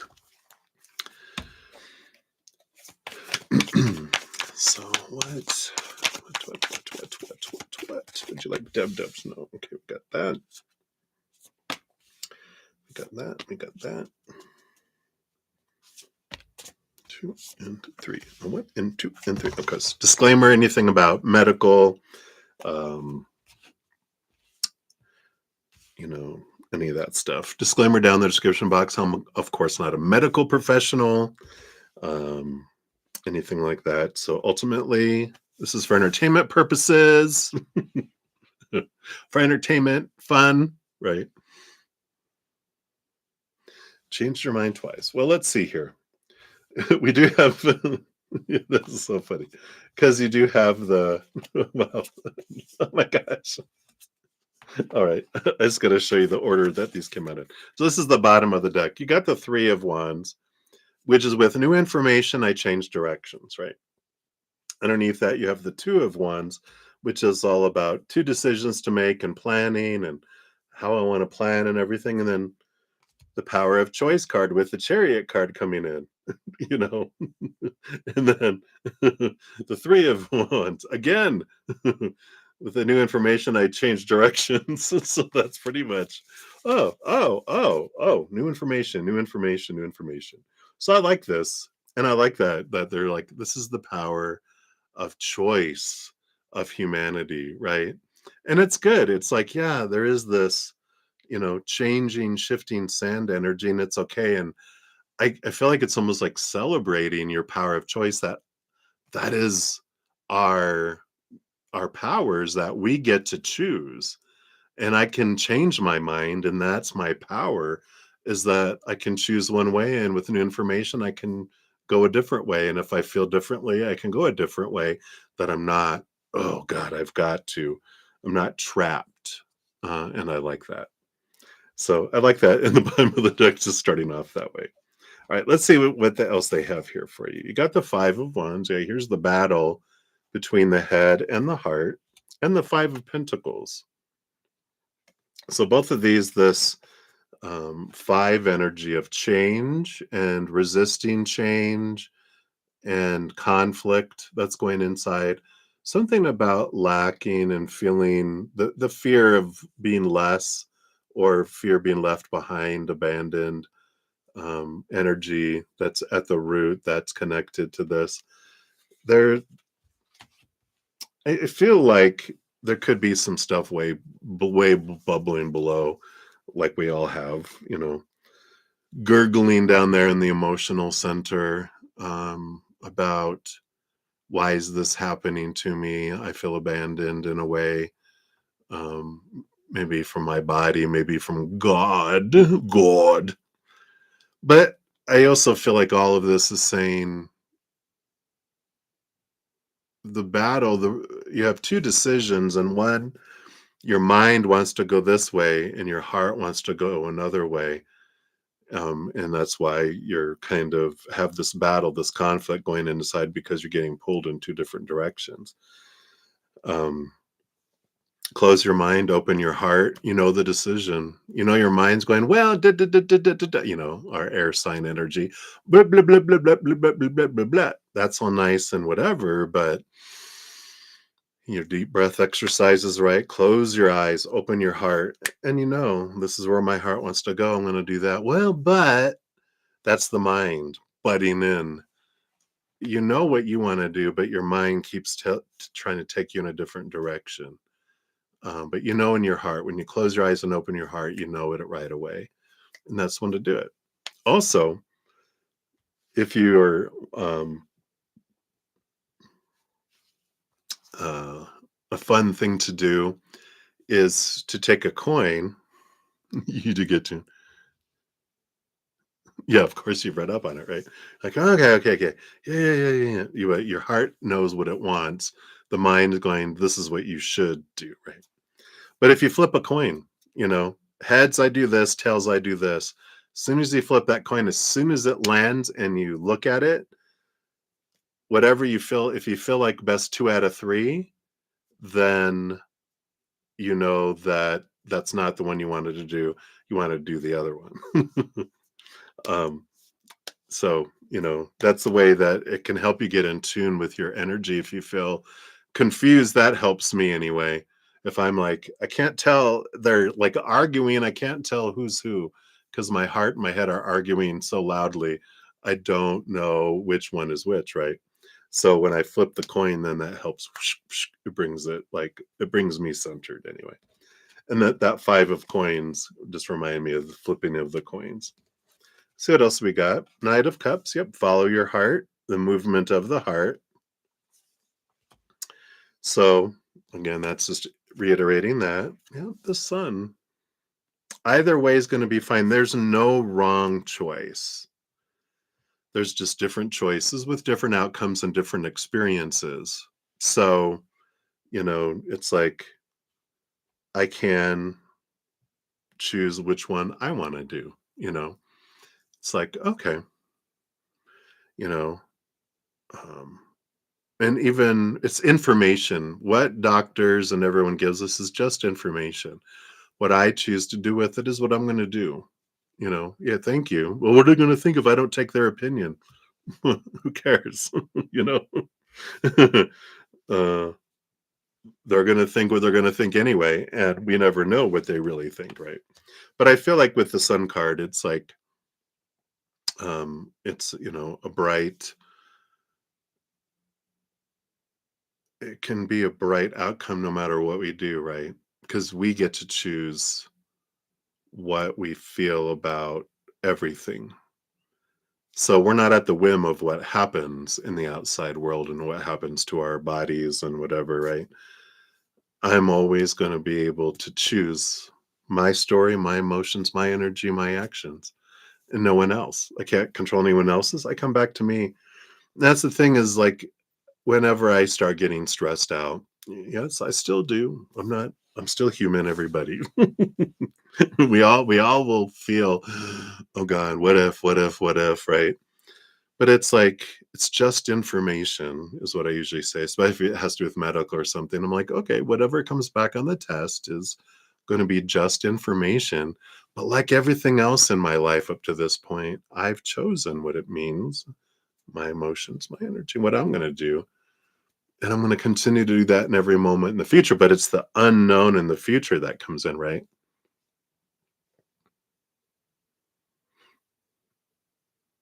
Yeah, your breath work, right? And there's no, truly there is no this judgment of better or worse. I don't want the worst case. It's what if we take the stories away and say it just is, and it's perfect no matter what it is. There's no worst or better or whatever. That's our fear, right? That speaks up of our judgment of our mind of good, bad, better, worse, blah, blah, blah. And I'm like, it's just an outcome. It doesn't have to have a negative or positive story. It's just an outcome. And we're eternal. When we remember who we really are, then this human is, I thank my body for being the clay, like the clay pot that holds the genie inside for how long it's here. But the genie goes on, and the body stays, and comes back to be a part of the earth. And we become a part of the earth, and we continue on all the other billions of adventures we're already on right now. So I feel like it's important to realize and even can see the connection that we have to the sun, the world, the universe, all of the other dimensions. Helps us when we remember who we really are. We can get caught up into the story of the human. Yeah, the fear, the expectations. I'm not supposed to experience this. I'm not supposed to have that. I'm not supposed to. It's like it's releasing all that. Surrender, right? Is the big thing is when we surrender to the greater and go, you know what? We're all going to die one day. So no matter what happens tomorrow, you know, I there will be an asteroid that hits us, next week, and we don't even know it's coming so fast, and and the Earth is gone. We're like, oh, what was I worried about? It takes as much energy to focus on worst case scenarios as it takes to focus on best case scenarios too. But I feel like there's the shining the light on our fears in that when we realize all the conflicting things that come up in our life show us what we want to see so we can be set free, you know? So let's see what else we have here. Yeah. The Seven of Pentacles. I like that energy because the Seven of Pentacles is when we start to see the fruit of something, if we change our minds and go, that's not what I want anymore, we can change to something else. So, there is something if you start something and you do something and you change your mind, you can. Oh no, we can't stop now. You're like, I bet you can, because watch, we're going to. But it's like you're in control, not anyone else. So you get to decide for you. I love that. Let's see what the last card is here. Yeah, the Nine of Pentacles. It's you in spirit, independent from the world, right? So um, I like that energy coming in there. But you get to choose. With new information, you can always choose that. And underneath all those other cards, you do have the Temperance card, which is you get to choose which way you go, what to do. Um, it's the alchemy of things take time to unfold. But remember, you're eternal. Even our bodies, it's like a car. They're not made to last for centuries. They're just made to last for a while, and that's all right. We can just love it, love it, love it, right? Hopefully that helps a little bit, Deb Deb.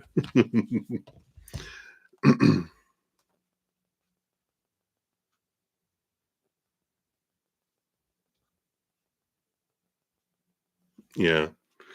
Boom, there you go.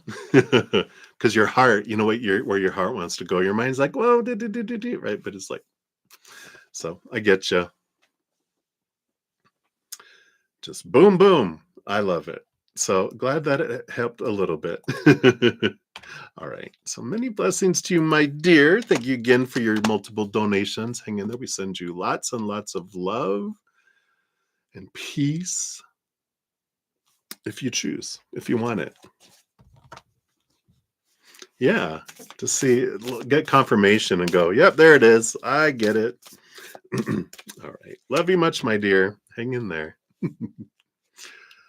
All right. So where we're at donations, up next, we've got I do have Missy, a dear friend from my high school days. I know. And she still loves me, and I still love her. Can you believe that? And John, her hubby. Hello, John. John.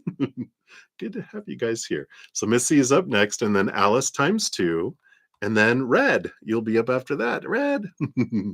All right. So Missy, let's grab your timestamp here. Look, you got 150.50.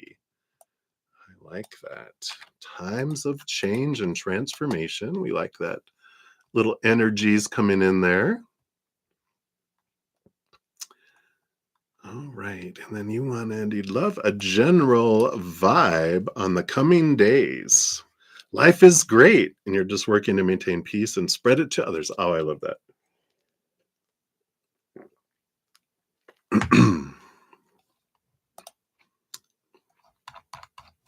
All right. We will take a look here.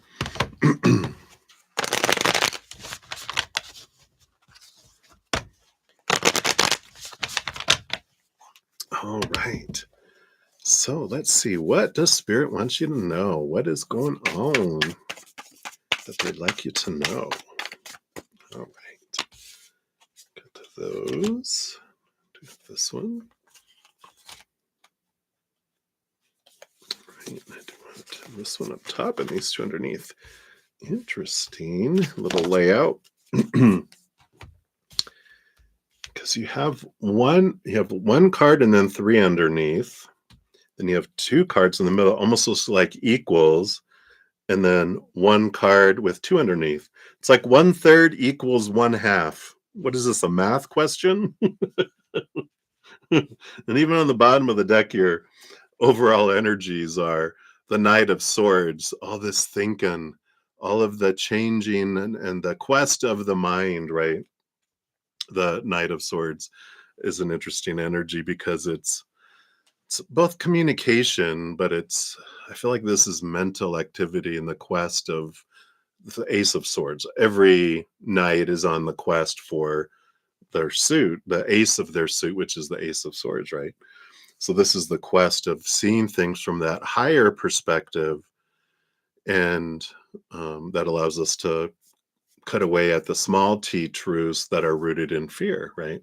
The supposed to, all those opinions that we grew up with that run on autopilot until we become conscious of things and do that. It's interesting because I feel like this is, of course, you've been on such a journey of releasing the old and embracing the higher knowledge and higher information. And now you're in a position to communicate this piece, but you don't have to do it through teaching unless that's something you want to do. But I feel like you do it through your words, through your songs, um, especially through lyrics.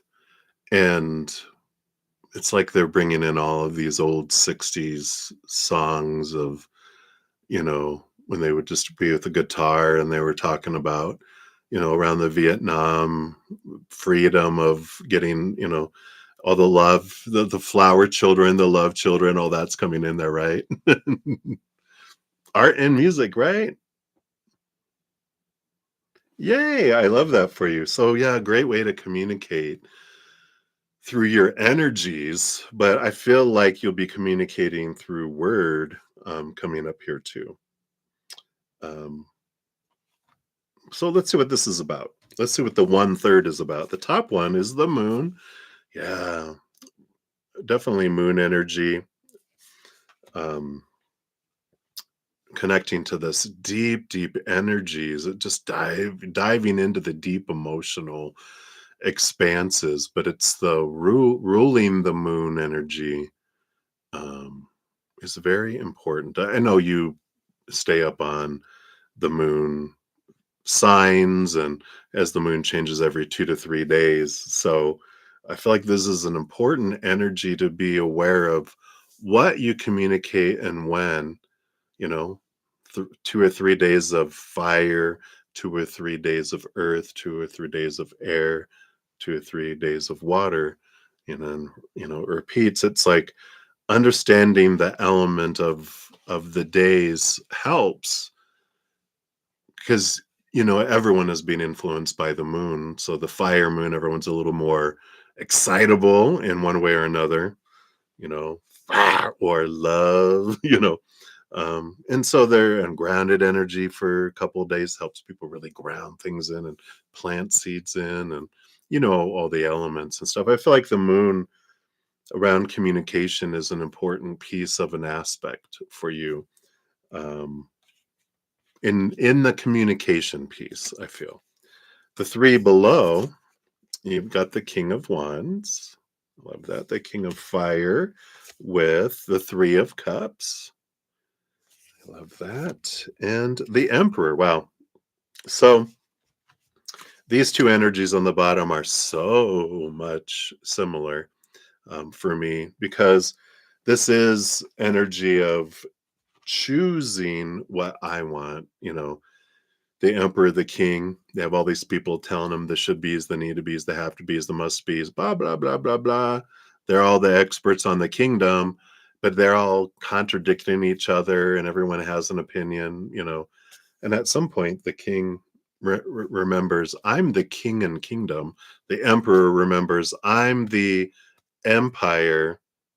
I'm sorry, the emperor and empire.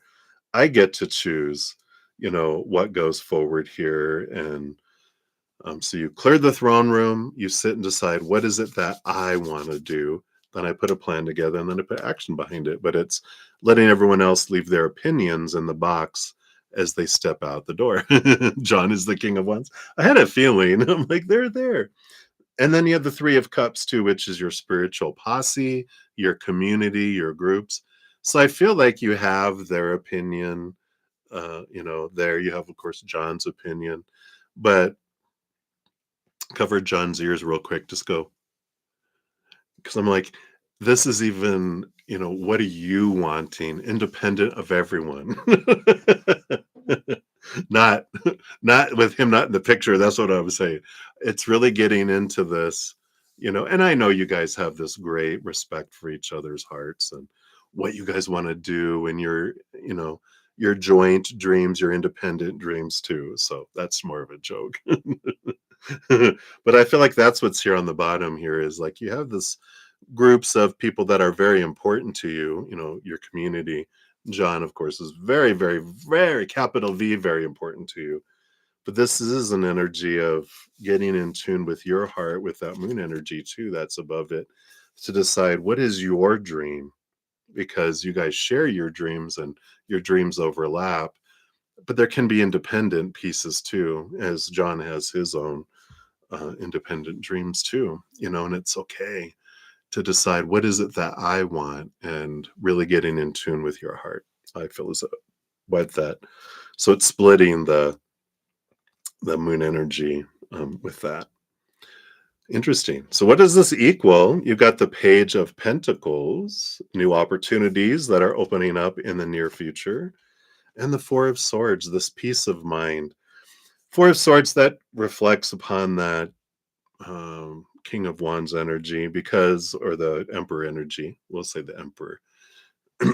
um, because the Four of Swords, usually it's someone sleeping on the Ace of Swords, and the Three Swords of expectations, everyone else's opinion, and supposed to be and should be and need to be and have to be and must be.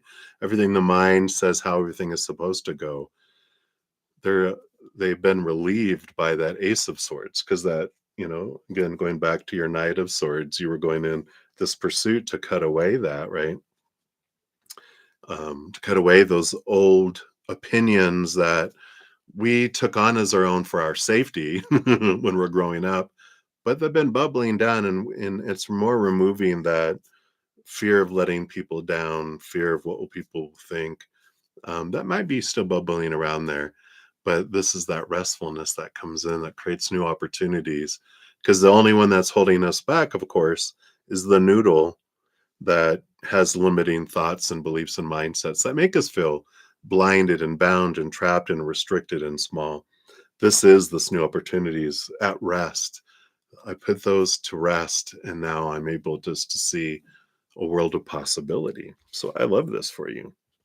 What else do you have here? Yep, here's that 3 of swords I was talking about. So this is the number at the top, the 1 at the top of the half. What slices it? Yeah, the 10 of swords. Here's walking away from all those thoughts and beliefs and mindsets, everything I said here. Well, you've got 2 walking aways here. You've got the 8 of cups and the 10 of swords. Both, see, they're both walking away. Bye. So it's leaving these fears behind, leaving these old emotions that no longer serve you, these mindsets that no longer serve you. Both of these cards are flowy, leaving behind these fears that can be there. And that's where your peace is at, right? You found peace of mind, which is the 4 of swords card. It's peace of mind by letting go of all those rules, all those how things are supposed to be and should be, and how everyone is supposed to act and treat one another. And when we let go of all that control, that's where that peace comes from, right? So I love that for you here. Let's grab your fortune cookie. Hopefully that brought you some clarity around things. Let me just get these back in here. I'll grab the Oracle deck here. Let's see what your fortune cookie says here with the Wild Soul Oracle.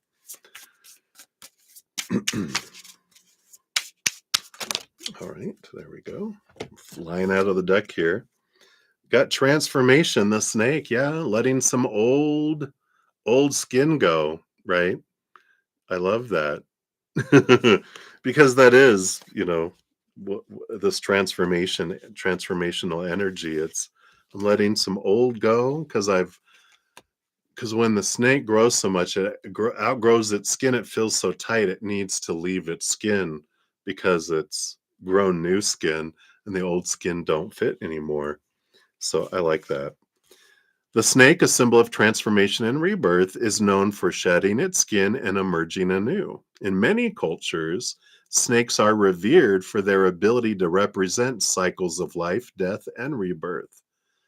This card suggests that you're in a period of transformation and growth, and the snake encourages you to embrace the changes happening within and around you, knowing that they are leading to a new phase of your life. There you go.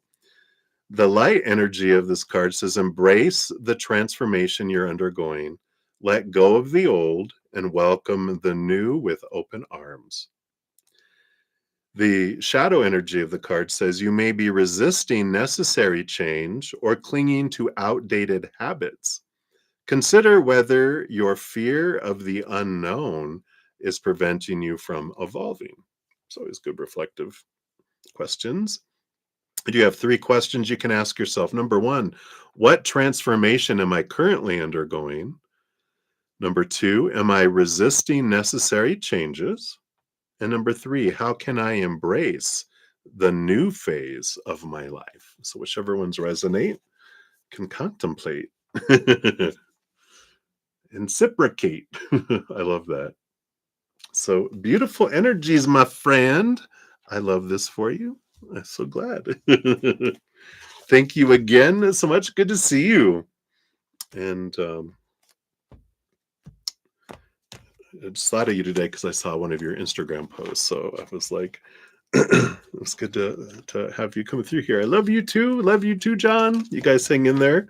Enjoy your energy over there in Portland. My host, she's actually going to be there the last Saturday of the month through Tuesday or Wednesday. So I think she's like they're in conferences like constantly, but I'll put you guys in contact just in case. you guys would love. She's a Sagittarius. You guys would get along. All right. So many blessings to my friend. Enjoy your adventures. All right, let me take a quick sip here.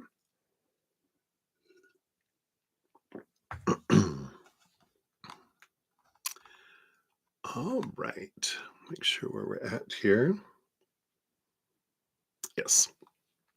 So, Alice, we are to you. So, Alice times two. Thank you for your dual donation. So, here is your timestamp for two. And after that, we'll have red. You'll be up after that. All right. So, Alice, thank you for your first donation and your, is that drooling? So, you want to know, has RJ been missing you recently? His thoughts and feelings about you? You feel his energy more recently. Uh-oh. All right, let's take a look here.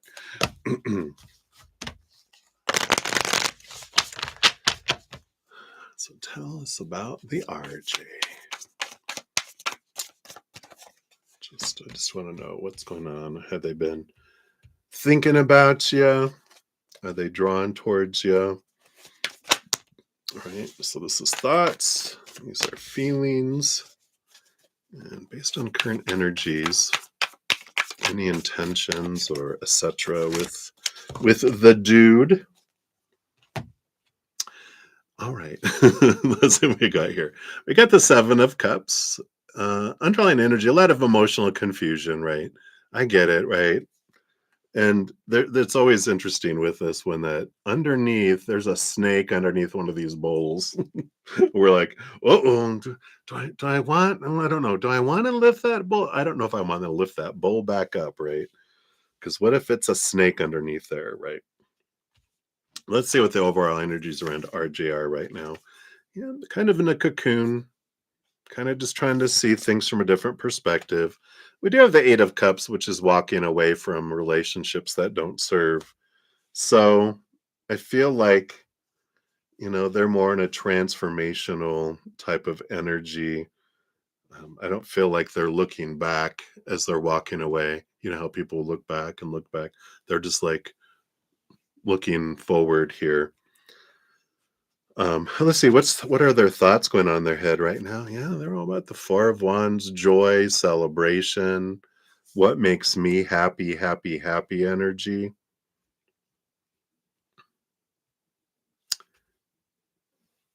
So when we're looking at their thoughts, like towards you, towards relationships, they're looking for more of this.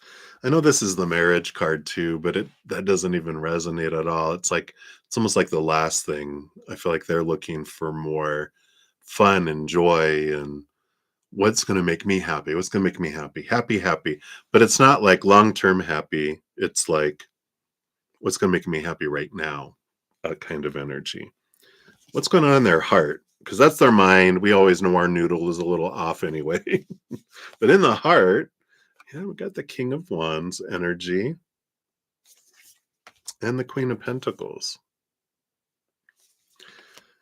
So, their heart still, of course, there's going to be an energetic connection with anyone that we've loved and cared for. There's emotional storage, emotional memory that we have that we always will have. So that's when we say people that we care for will always have a place in our hearts. Whether we do anything about it is another thing, right? The King of Wands is someone trying to it's like their heart's trying to decide what it wants to do. It's cleared the throne room. It's really trying to determine what it wants. But they loved your nurturing, your ability of your heart, and um, of course, the combination of the King of Wands and Queen of Pentacles, the sensuality. And I think we talked about RJ before, how they haven't really connected a lot to their emotional energy. They were taught to focus on their physical, the passion, action energy, not so much emotional expression. They were probably, I feel, more likely to have been taught to suppress it than to express it. And so they don't know how and they haven't done it. And it's something new and different and scary and spooky, you know, for us to be able to express our heart when we haven't done it before a whole lot. But that's what they loved about you, is that you were able to express emotion and they knew how to like survive. It's almost like there's the movie with Ben Affleck called The Accountant, and he was on the spectrum. in the movie, and he had to learn how to, you know, oh, that's a joke. Ha ha ha ha. We didn't do a very good job at it. Because people were like, "You're different." And that's when we try to act, emotional when we're not, you see right through it. And that's where you felt the emptiness in the interactions between you guys, right? Well, that hasn't changed. So a lot of what's going on in their heart and their feelings is more about trying to decide. But the heart did enjoy your expression of love and emotion, the nurturingness. In fact, I know we don't want to hear this part because it's borders on uh I don't know what it borders on, but when anyone says, they didn't get a lot of nurturing from mom and from their mother energy, that's why they didn't really know how to give and receive love a whole lot. Well, they love that nurturingness that you gave them that their mom didn't. And so it's that nurturing emotional energy, that carrying energy. Even when, if you ever got upset about things, that showed them that you cared about them, even though it was fire or steam was coming out of yours. There's, at least they got emotion. I feel like they were kind of emotionally empty with their mother. They didn't care what they did and didn't give them, you know, I don't know. I feel like maybe what they gave them was the because when they would get that in a way showed them that, care in an unhealthy kind of way. Um, so when they get that negative attention is attention as a child, right? But I feel like that's where we're at. Based on current energies, is this going anywhere? No, we got Ace of Cups, which is new love. We got, yeah, Three of Swords, just expectations, disappointment, heartbreak. Eight of Wands, a lot of passion energy here. I feel like they're like if you lift up that bull, you're just going to get bit by the snake. Because if you do choose to, reignite and go back, you're not. It's doing the same thing over and over again, expecting a different result. Right? That's the definition of insanity. But we're humans. We are insane beings because we do that. We all have. We all do it. We still do it today. Keep doing the same thing and expect it to be different, whether it's something we eat, someone we date, someone we, uh, you know, other habits, whatever we do. We're like, oh, this isn't gonna like, oh, eating that has always upset my stomach. Not this time. Oh, good reminder. Don't eat that. And then, 3 months later, you're like, well, maybe it's changed. Why would it have changed?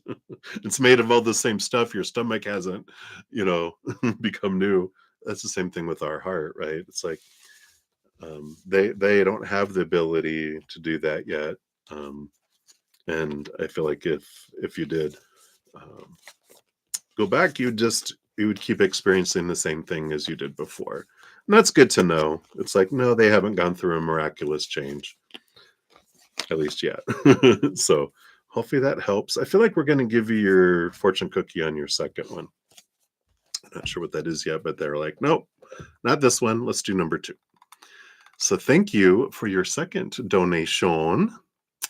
And what messages of empowerment? Okay, that's why they want you to have this empowering card, especially to help you step into your best self and prepare for your interviews. All right. So yeah, you are your best self. But I feel like what we'll be diving into is how you can reflect your best self to the outside world that has trouble seeing it. Because the world sees the world through their own eyes. So it's hard for them. No one sees us clearly. We don't even see ourselves clearly. We don't see anyone else clearly. So, but I love how Spirit told us we're always doing the best we can in every second with the knowledge we have, our energy that we have within us, and the environment that we're in. So The thing that we can do to make choices that are seem more abundant for us is to change what we know, to change our energy to higher vibration, to surround ourselves by higher vibration too, because that stuff we can control a lot of it, right? So even if it's putting in AirPods or earpods or whatever and listening to music when everyone else is arguing around us and we're listening to Bye Bye Miss America Bye, or whatever it is we're listening to that is like taking us somewhere. Whoa, listen to some cool music, man, or whatever it is. Anyway, let's take a look here. Messages of empowerment from your angels. I like it because they're like your ability to, you can't choose what everyone else is going to think or what other people are going to decide, but you can make it easier or harder by the energy that you're putting out, right? So in preparing for your interviews, yeah. Bottom of the deck, you have the Nine of Wands, which shows you that stepping into your power, you can see here this Ace of Wands, which is your wand, is the one that's holding the fence up. Once you slip this up, this whole fence just falls apart. And then you have new opportunities that are on the other side of that wall, right? So it is only our energy that can keep things away from us. And what I mean by that is when when I'm in gratitude and I'm thinking I'm in this moment, I'm not in the future, I'm not in the past, I'm in this moment. I'm so grateful for the creator for what they're bringing me, what they have brought me in the past and what I have in my life right now. It's in this beautiful place of receiving, and that just the gate is open. There is no fence. It's just flowing in, and there's no resistance. When I start focusing in on, I'm afraid I'm not going to have enough, or this, I need that, I'm lacking stuff. That's what starts me putting up a barrier, going, no, no, I can't have this, creator. I'm the one that pushes back. So I'm the one that keeps harvest and new things coming in. My energy does, not creator, not spirit, not going, oh, you did this. Now you're not going to get that. They want to give, give, give. We were created by creator to receive. They wanted to be able to feel, what does it feel like to give? And so we were created receiving beings to receive from them. And then we want to give back to them, and then they get to experience what it feels like to receive too. But their intention in the beginning was, I want to know one of the intentions, to give. And here we are, we're all created, right?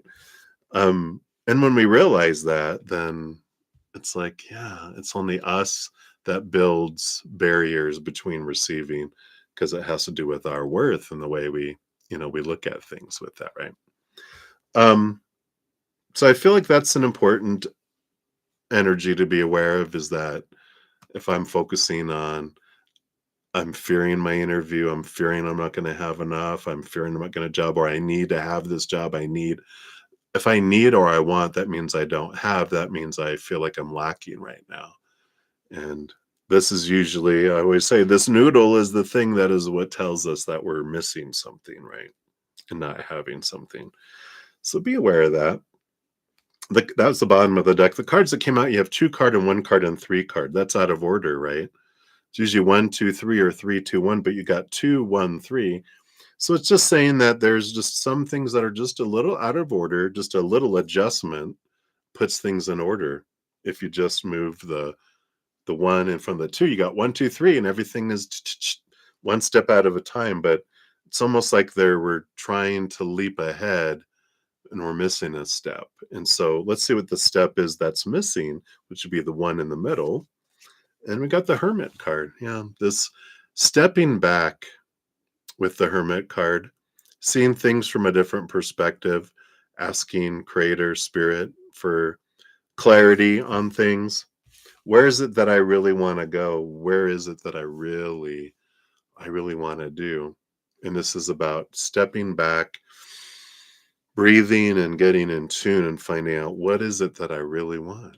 And one of the things that's coming up is, do I trust you, Creator? Do I trust that you are having the perfect situations come in the perfect timing? I know that's the hard one. Perfect timing in the perfect way.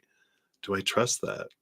It's like I either do or I don't, and it's good to be brought to that, because when you realize I do trust you, may not trust the world, the humans, which is understandable. We're fickle. We got little inner children that ignite us into doing stupid things and unloving, compassionate things. So we don't trust humans 100%. Creator, we can 100%, right? We know they love us. When we know they love us unconditionally and eternally, and they have our best always on their minds of what they're helping us co-create in our lives, they can still be bringing it to us, and we can still be going, no, no. We're the ones that are resisting. It's like they know what's going to make us feel better, and they'll bring it forward toward us. But it's like trying to feed a baby something that's going to make the hunger pains go away, and they're like, no, I don't want that. Even though it's nummy goodness, it's not that green pea gross junk. This is like, these are the carrots that are so good.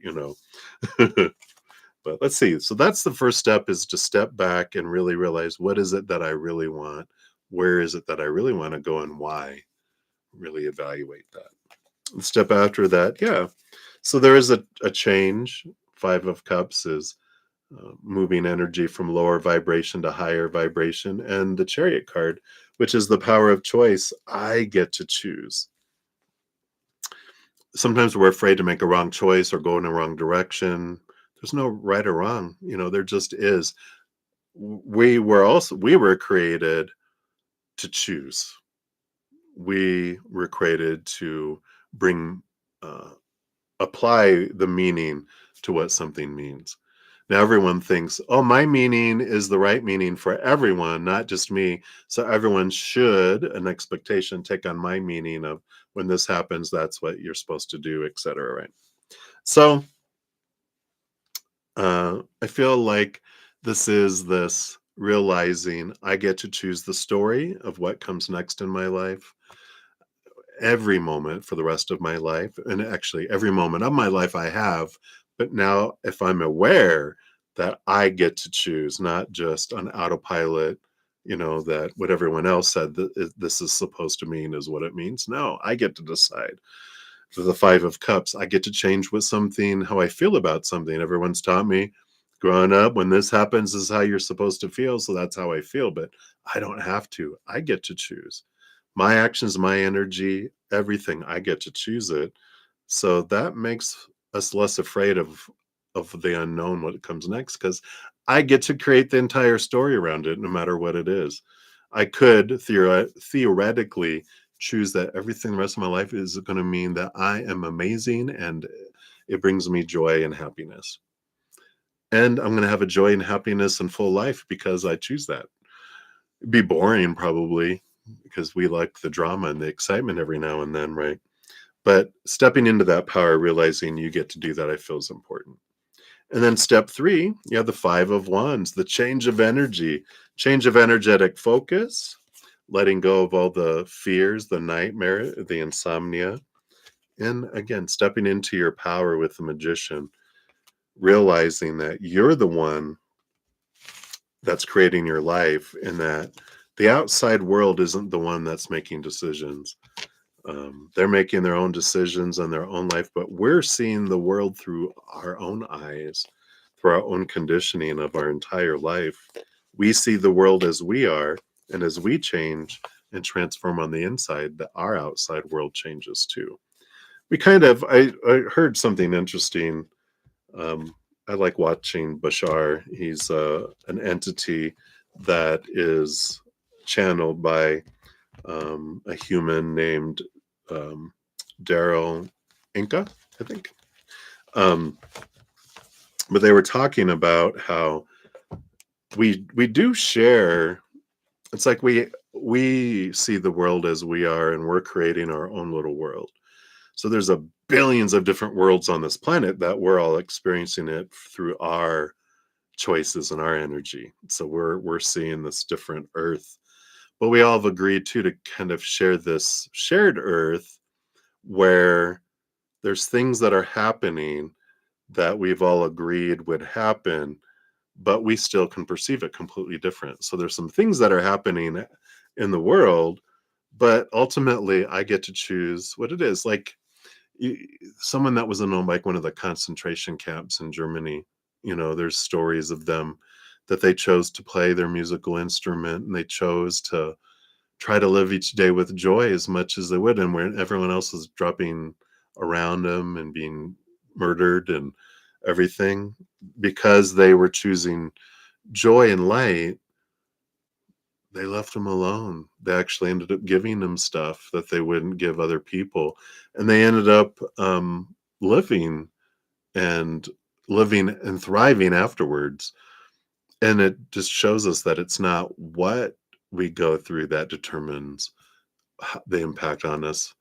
It's the person that's going through a situation that gets to determine it. And I feel like stepping into that power is really important. Let's see what your fortune cookie says around all this too. Hopefully that's helpful and give you some encouragement and put you in your power. Let's see, what else do you have for Alice? All right, here we go. This is the one. Do you have the rabbit fertility? I like it. Birthing of something new. Dun, da, da, da, and Mother Moon hanging out in the window back there. The wabbit. The wascally wabbit. So the rabbit, a symbol of fertility, abundance, and new beginnings, represents the power of growth and the potential for new life.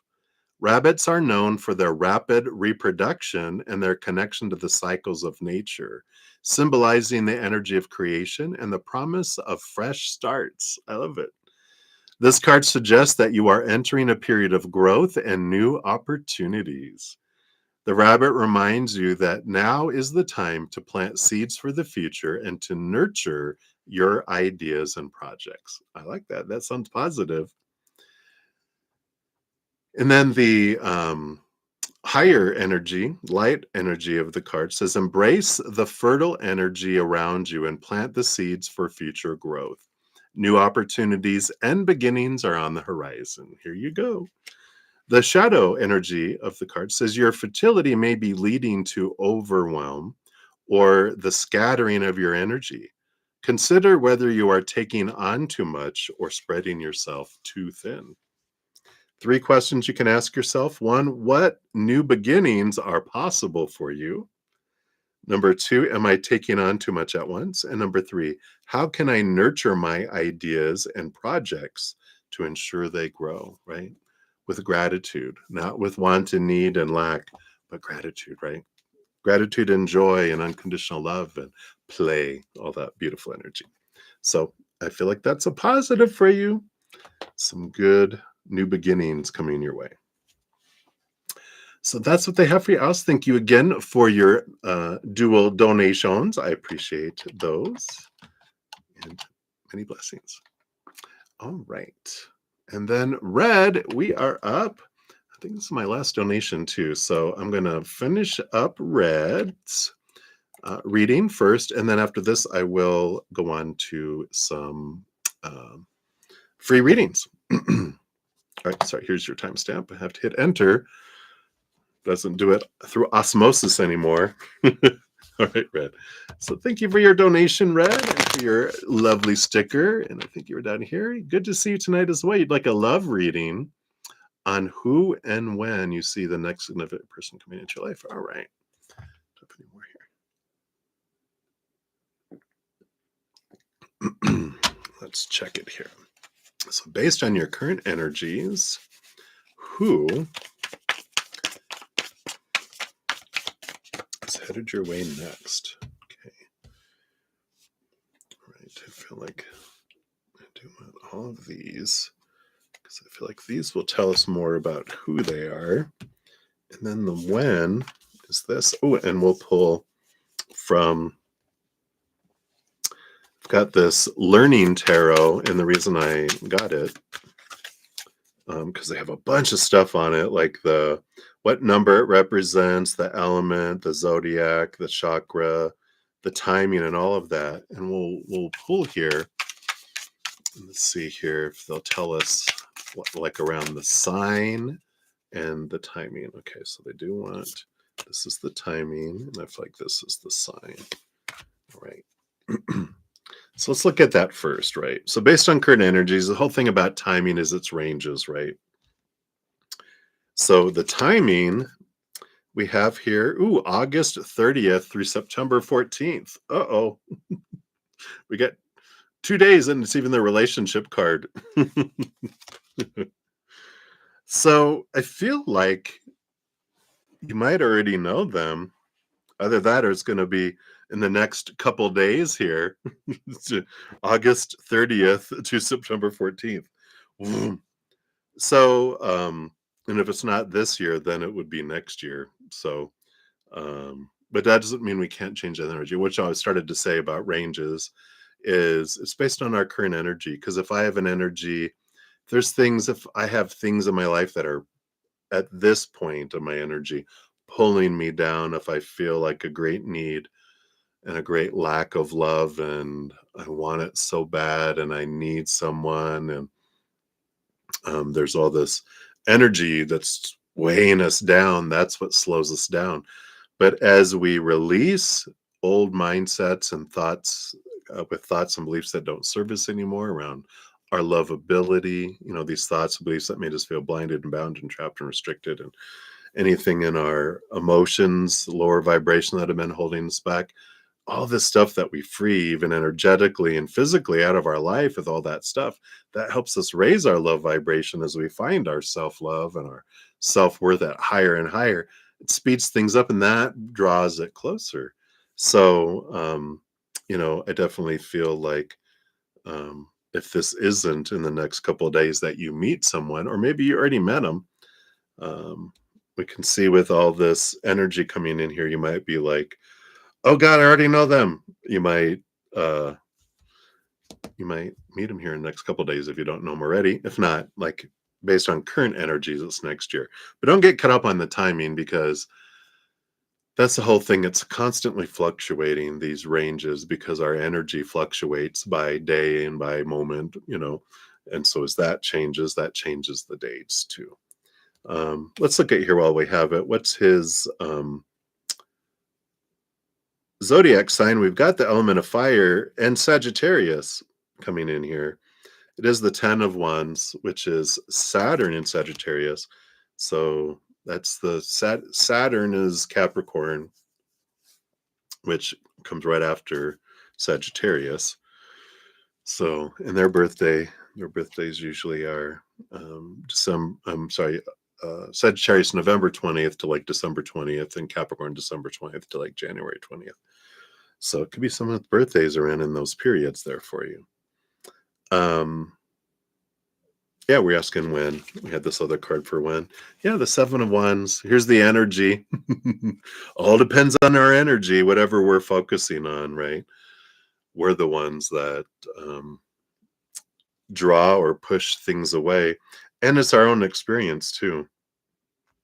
And what I mean by that is, if you ever been on a car ride with someone, and you're going on like a 10-hour car ride, and if it's with someone that you're just really clicking with, and you got great energy, and you're choosing to have fun, and we're going to have a blast, and you're choosing it all, it goes, a 10-hour car ride feels like an hour. And you're like, oh, we're there already.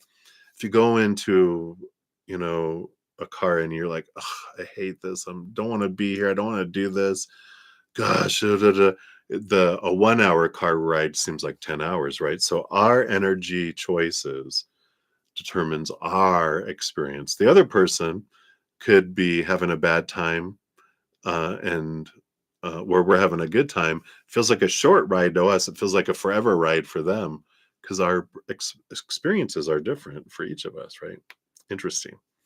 So that's around the when. Let's see the who. Well, we found a little bit about the who, but what else about the who? Ooh, the Empress energy. So someone who's very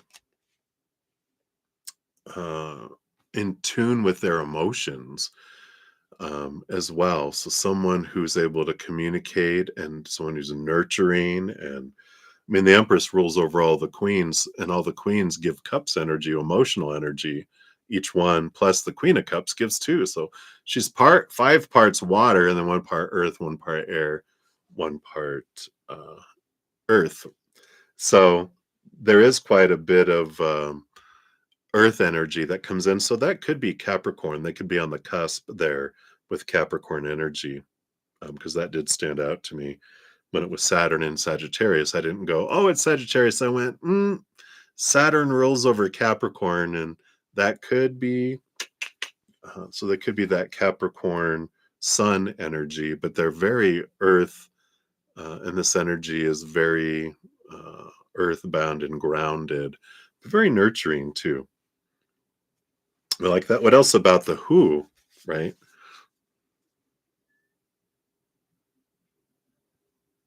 Oh, we can see that. Let's see what this energy is here. I can pull a card for that.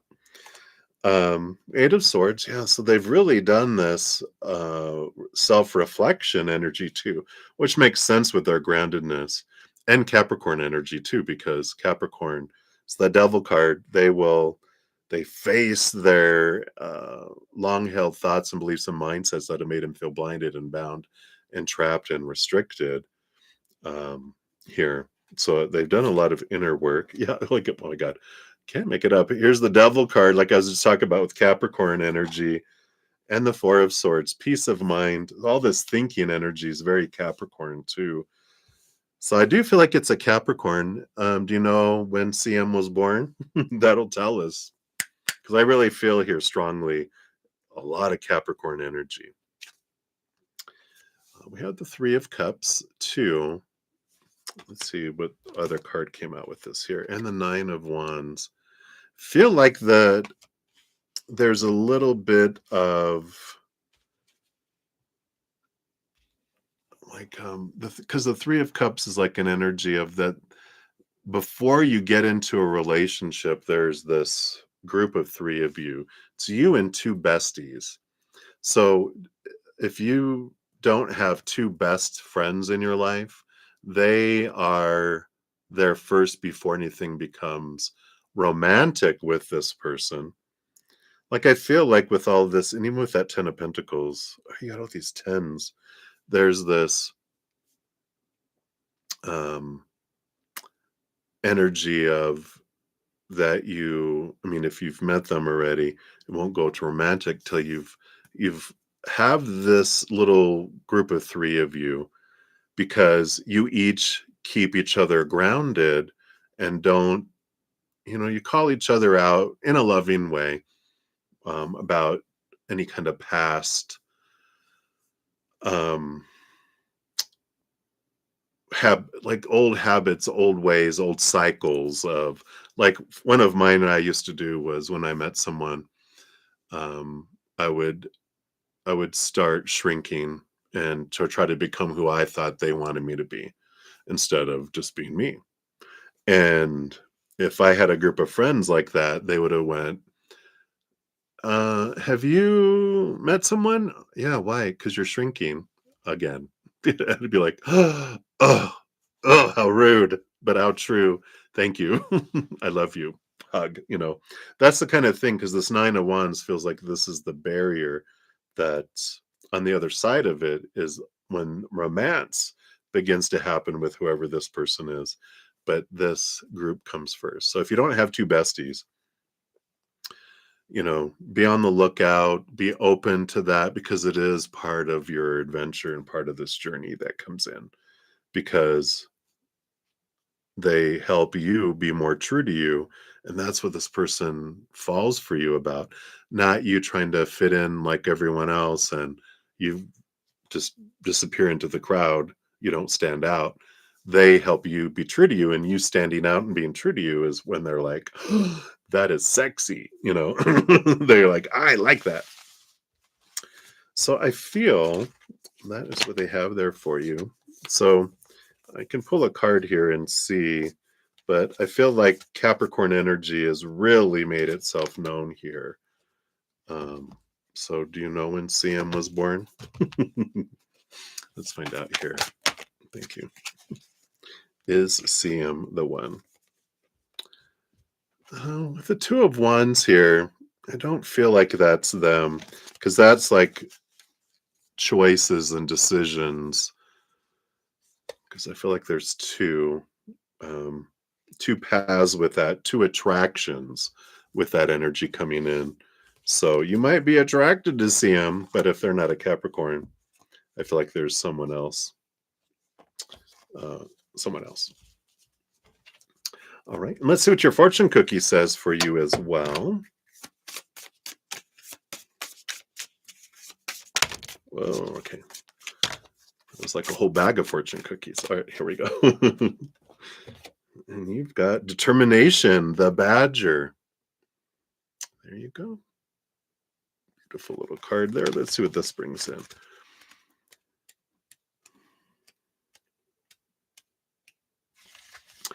So the badger, a creature known for its fierce determination and resilience, symbolizes tenacity, strength, and the will to fight for what is important.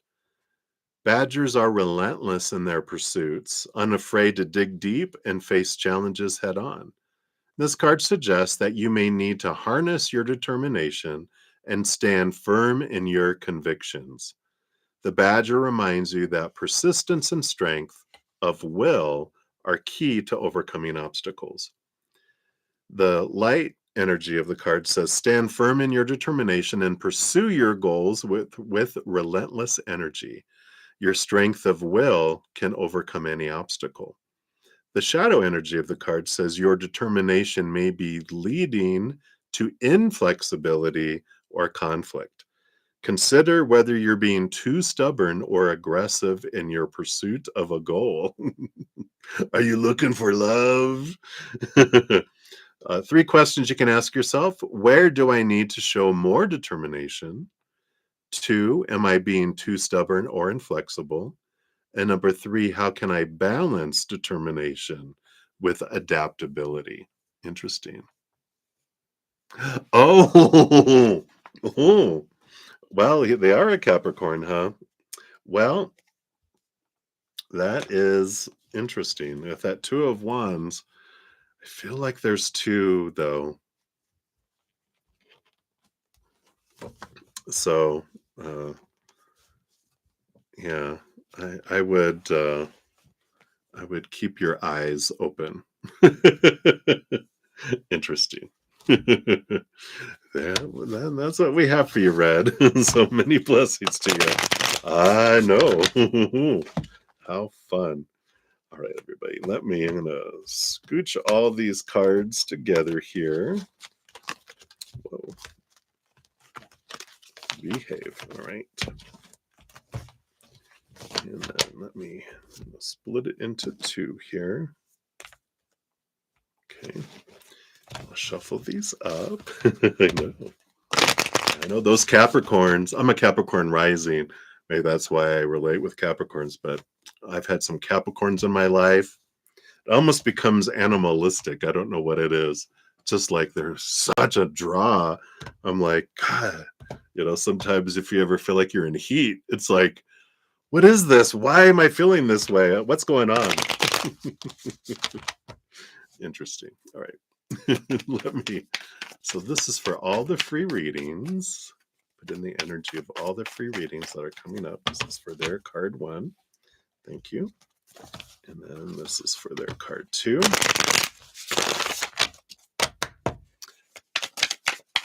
So this is for all the free readings for their card two, please. Okay, thank you.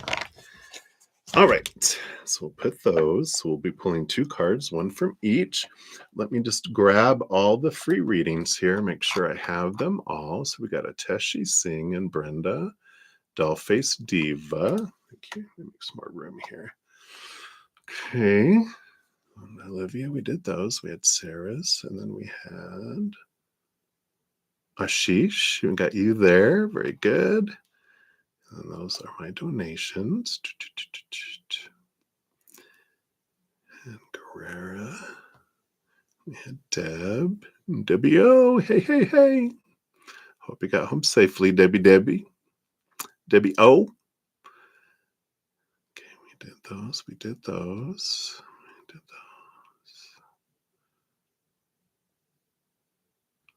those. Okay. And those are my donations. All right. Is that might be it? We got 4 free readings. So those we will definitely. I'll finish all those. All right. So Ateshi Singh, you are up. Let's grab yours here. So Ateshi, you want to know, what did your boss think of you at lunch today? All right. So we got 2 cards here. There's the boss. The Emperor. And the 5 of Pentacles. So I feel like this is your boss here. But the 5 of Pentacles, it's this feeling of, I mean, the 5 of Pentacles is the fear of abandonment, being left behind, being left out in the cold, beliefs around lack and all that. But I just feel like more so it's like that they felt like they had this perception that you were alone, that you're not maybe feeling like not um, highly about yourself, and just like this down feeling. Like I just felt like, you know, um, because I don't feel like that's their feeling about your performance or who you are, what you do. I just felt like they were like, what's going on? I feel like they kind of empathic in a way, picked up on um like you were feeling down and not yourself today. And they noticed that. They were like, "Are you?" In fact, they were like, "Are you okay?" Kind of. That's what they wanted. I don't know if they did that or not, but I feel like they wanted to ask if you were okay, and because I feel like you maybe were kind of off in a separate, kind of felt separated in a way, and they um and I feel like that's a lot of what they were picking up there. So that's good that they noticed it. You stood out to them. And they don't think that you're that way all the time, or they'd be like, "Oh, looky, there's old sad sacks over there," you know? They were like, "That's you weren't yourself," because I feel like you're normally more upbeat and confident about who you are and what you're doing. But there's something recently I feel like that maybe has happened that's made you feel kinda, you know, took the steam out of you, and they kind of noticed that, and they care, which is good. So hopefully that makes sense. But I feel like that's what they have for you there. I don't know if I feel they'll wait, because I don't know if it was in a group that you guys were at or something like that. But um, I feel like if it was public and that, I feel like they will wait till they can catch you by yourself and just go, "Are you okay? Everything okay?" Or just see if when they see you again, if you're that way still, because they're like, yeah, maybe you just had something happen, and well, we'll just see what happens. But I feel like they were busy too. But so anyway, that's what they have for you, Ateshi. So many blessings to you. Right. And then Brenda Globy, you are up. Let's grab your timestamp here. And what is next in AS's romantic life in the outside world? All right. Dun dun dun. Ooh, well, it looks like here you got the king, not the king, the knight of cups, which is the movement of love energy card, like romance. The knight in shining armor came in on the white horse, right? We got the 8 of Pentacles too, which is the cycle of having put in the blood, the sweat, the tears, the energy, the work, that the cycle is coming where fruition comes in. So it does feel like there is love being drawn their way as a result of their doing whatever they're doing on the inside of their heart, and they're raising their love vibration. There's this draw, the fruit of the labor is coming, the transformation that they've been working on with themselves is you're going to see the fruit of that labor that coming in with the Eight of Pentacles into the outside world. So I do feel like love is headed the way here, and that they've been working on their insides here. Find out what they want, what they don't want, who they are and who they're not, kind of energy. So I like that timing. Do we have any timing on that? I do feel that 8 is standing out here with the 8 of Pentacles. I mean, August. Oh, missed the bus. It was last month. No, I feel like it's like 8. 8 days seems too soon. 8 weeks sounds about right. It feels more right. Like within the next 8 weeks, I feel as they're being drawn in with that energy there. So that's what we have right now, Brenda. So many blessings to you. Right. Doll Face Diva, you are up. Let's grab your timestamp here.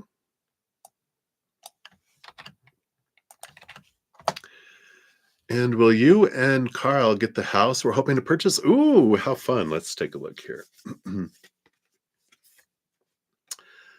There's great possibilities with this. The King of Wands is like the ruler over energy and possibilities, and the Hangman is seeing things from a different perspective and clarity that comes in. And with this energy, I feel here that like the house that you're hoping to purchase, I feel like there's new information that comes in. I feel like you learn something new with this higher truth about something that is going on with the house or something else. So make sure you're able, I mean, if you're in a place where you guys, appraisals, not appraisals, well, maybe appraisals, I think appraisals are natural part of usually. But if there's any kind of inspection or any more investigation, don't let, oh, wow, this is beautiful. I can't wait. I really want this. It's like getting in a relationship with someone. Don't let the love blind us, right? Be aware, really look at things from a higher perspective, a clearer perspective, and go, did you realize that it's by a train station? There's a train that goes through every night, every hour in the evening. I didn't realize that was that was an active railroad track, or something going on. I just feel like there's going to be a different choice you guys make because you think this house is beautiful. I feel like you find some stuff that makes it less desirable, but there's a different one that stands out, and that one I feel is the one that you guys get into. But I feel like there's go in eyes wide open with this, because I feel like there's something more. See a bigger picture, step out, look at it from a map. Do your research for sure on this one. All right, so that's what's coming in, Dollface Diva. Hopefully that helps. Don't mean to be a bringer of any, disappointing news, but it's for you, right? All right, so that's what they have for you, my dear. Many blessings to you. All right, and then Ashish, you are up. Here's your timestamp. And you want to know, will the hard times pass for you and finally be successful in your life? Let's take a look here. Based on your current energy, yeah, I mean, you definitely have the devil card energy, which is shaking and rattling your cage, but it's to help you step into your power of the Page of Wands, which this does show you.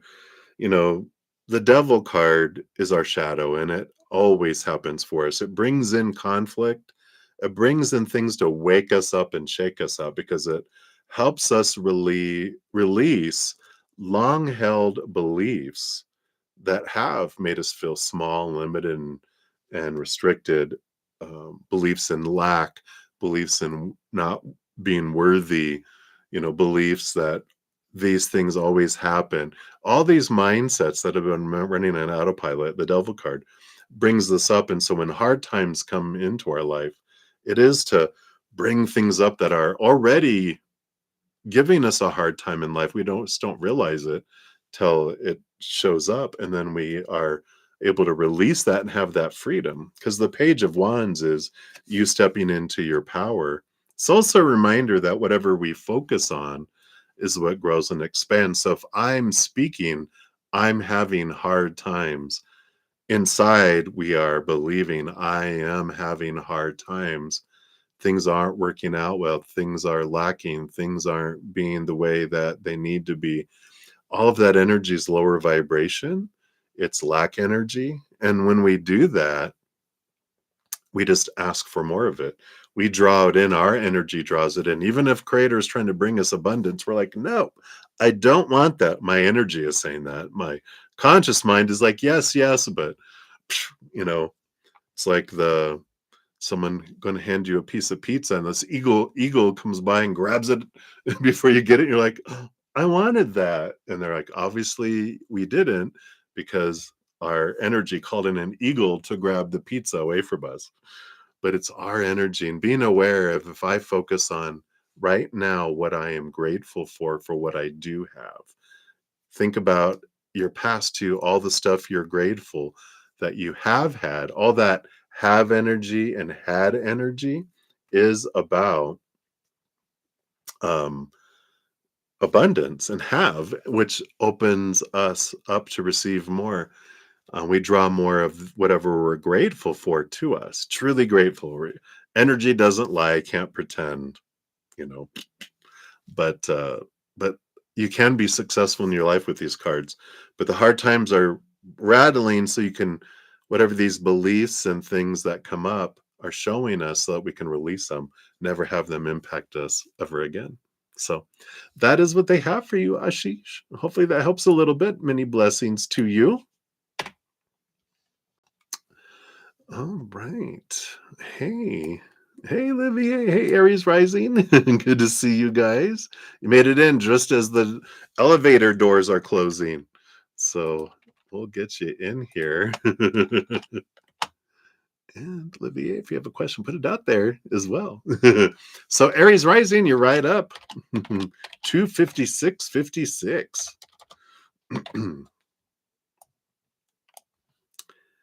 So here is your timestamp. So a reading for you for tomorrow. Let's see what they have here for tomorrow for you. Wow. You've got the Three of Wands, which is an energy of, with, it's like a change of course. Things don't go like, okay, this is the way I think it needs to go, with new information and things happening. It doesn't quite go the way we anticipate it's going to go, but you still have the Six of Wands, which is a victory and a positive energy for you. You get the winner's wreath there. You stand out. It's very much one of the victory cards, success. So it doesn't go the way that was planned, because the Two of Wands is the planning, Three of Wands is, I'm going to go this way, but it still ends up in your favor, and what feels like a success, a victory for you. So I like that for you with whatever is going on here tomorrow. It feels like, just if there's detours and things that aren't quite working the way that it is happening for you, and it's leading you in a direction that is in alignment with your energy. It's more in alignment with who you are and what you're wanting with this here as well. So don't be afraid to change direction and follow, go with the flow. Do not resist. Resistance is futile, but it's for you on the whatever route. So I would do that. All right. That's what they have for you, Aries Rising. So hopefully that helps for your tomorrow. So many blessings to you.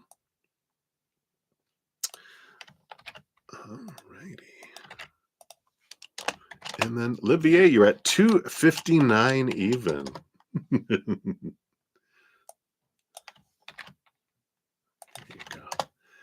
And, will your mom have better news from the new people she connected concerning your brother's support? All right, based on current energies. Yeah.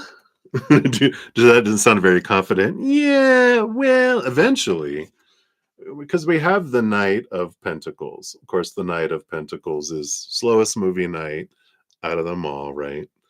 But the Ace of Cups is, a good indication of happiness and All right, good. It's a happy feeling, it's a positive energy. So I do feel like that she does get good news. It just takes a little bit of time. And of course, whenever we get one of our patience cards, it always comes back to us that when we're anyone, just saying anyone is experiencing any of the slowness of things aren't unfolding. It's always for us because we learn so much through pain and suffering. We learn through our growing pains, but it's in those situations of conflict or when things are going slow that we have the opportunity to let go of old mindsets and emotions and energy and things that help us release and are able to raise our love vibration. And that's when things speed up and things get better, right? Because things are always things are always for us. Things are always on you know the spectrum of perfect when we're looking at it. Our human always, of course, always has a hard time seeing that, or not always, can have a hard time seeing how something is for us. But it always is. And when we realize that, when we get the Knight of Pentacles or any other patience card, it's like, okay, so if I continue to focus on my lower vibration, that, my fears and lack energy, all I'm doing is stretching out that experience as well. But if I can begin to focus on, you know, um, what am I fearing so I can let it go? And what am I grateful for in higher vibration? That helps speeds things up. That helps bring in things that feel more in alignment with ease. We can have an easier path. That's my new podcast will be coming out soon. Um, we can have an easier path um, or a harder path, but it's not a better or worse path. It's just easier or harder. And it's like our human goes, easier is the better choice. It can seem that way, but sometimes we need hard times to learn and to grow. Because otherwise, if we always had an easy breezy path, we'd be bored. What's a boring human life? Me. Everyone raising your hand. Me. I'd like to try one for a while. But you know, we already have that on the other side. Anyway, hopefully that helps. But that's what they have for you, Olivier. So many blessings to you. So hang in there. We send your mama a lot of love, and of course for you as well, and everyone else. That is all the readings for this evening. I'll be back tomorrow. Of course, tomorrow's Saturday already, right? Today, Friday? Yep. I don't know what day it is. So I'll be back. I'm on Saturday and Sunday mornings from 11 a.m. to 2 p.m. Mountain Time. Also tomorrow night from 6 to 9 p.m. as well. So if you'd like to join me then, I'd love to see you guys. Until then, remember every second of every day of your life that you truly are eternally and unconditionally loved by the Mother and the Father of all things, our Creator. And of course, I love you too. So until I see you again, remember, have some fun. Why are we being so serious? This is a playground. Let's go play. Love you too. Yeah. Yep. You said, Olivier. The human adventure can be hard, but it is a part of life, like rocks in the road. They're there. All right. Many blessings. Oh, hey, Delcy. You're coming in just as the elevator doors are closing. So I'm headed off. We'll see you guys next time around. Much love to you guys. We'll see you soon.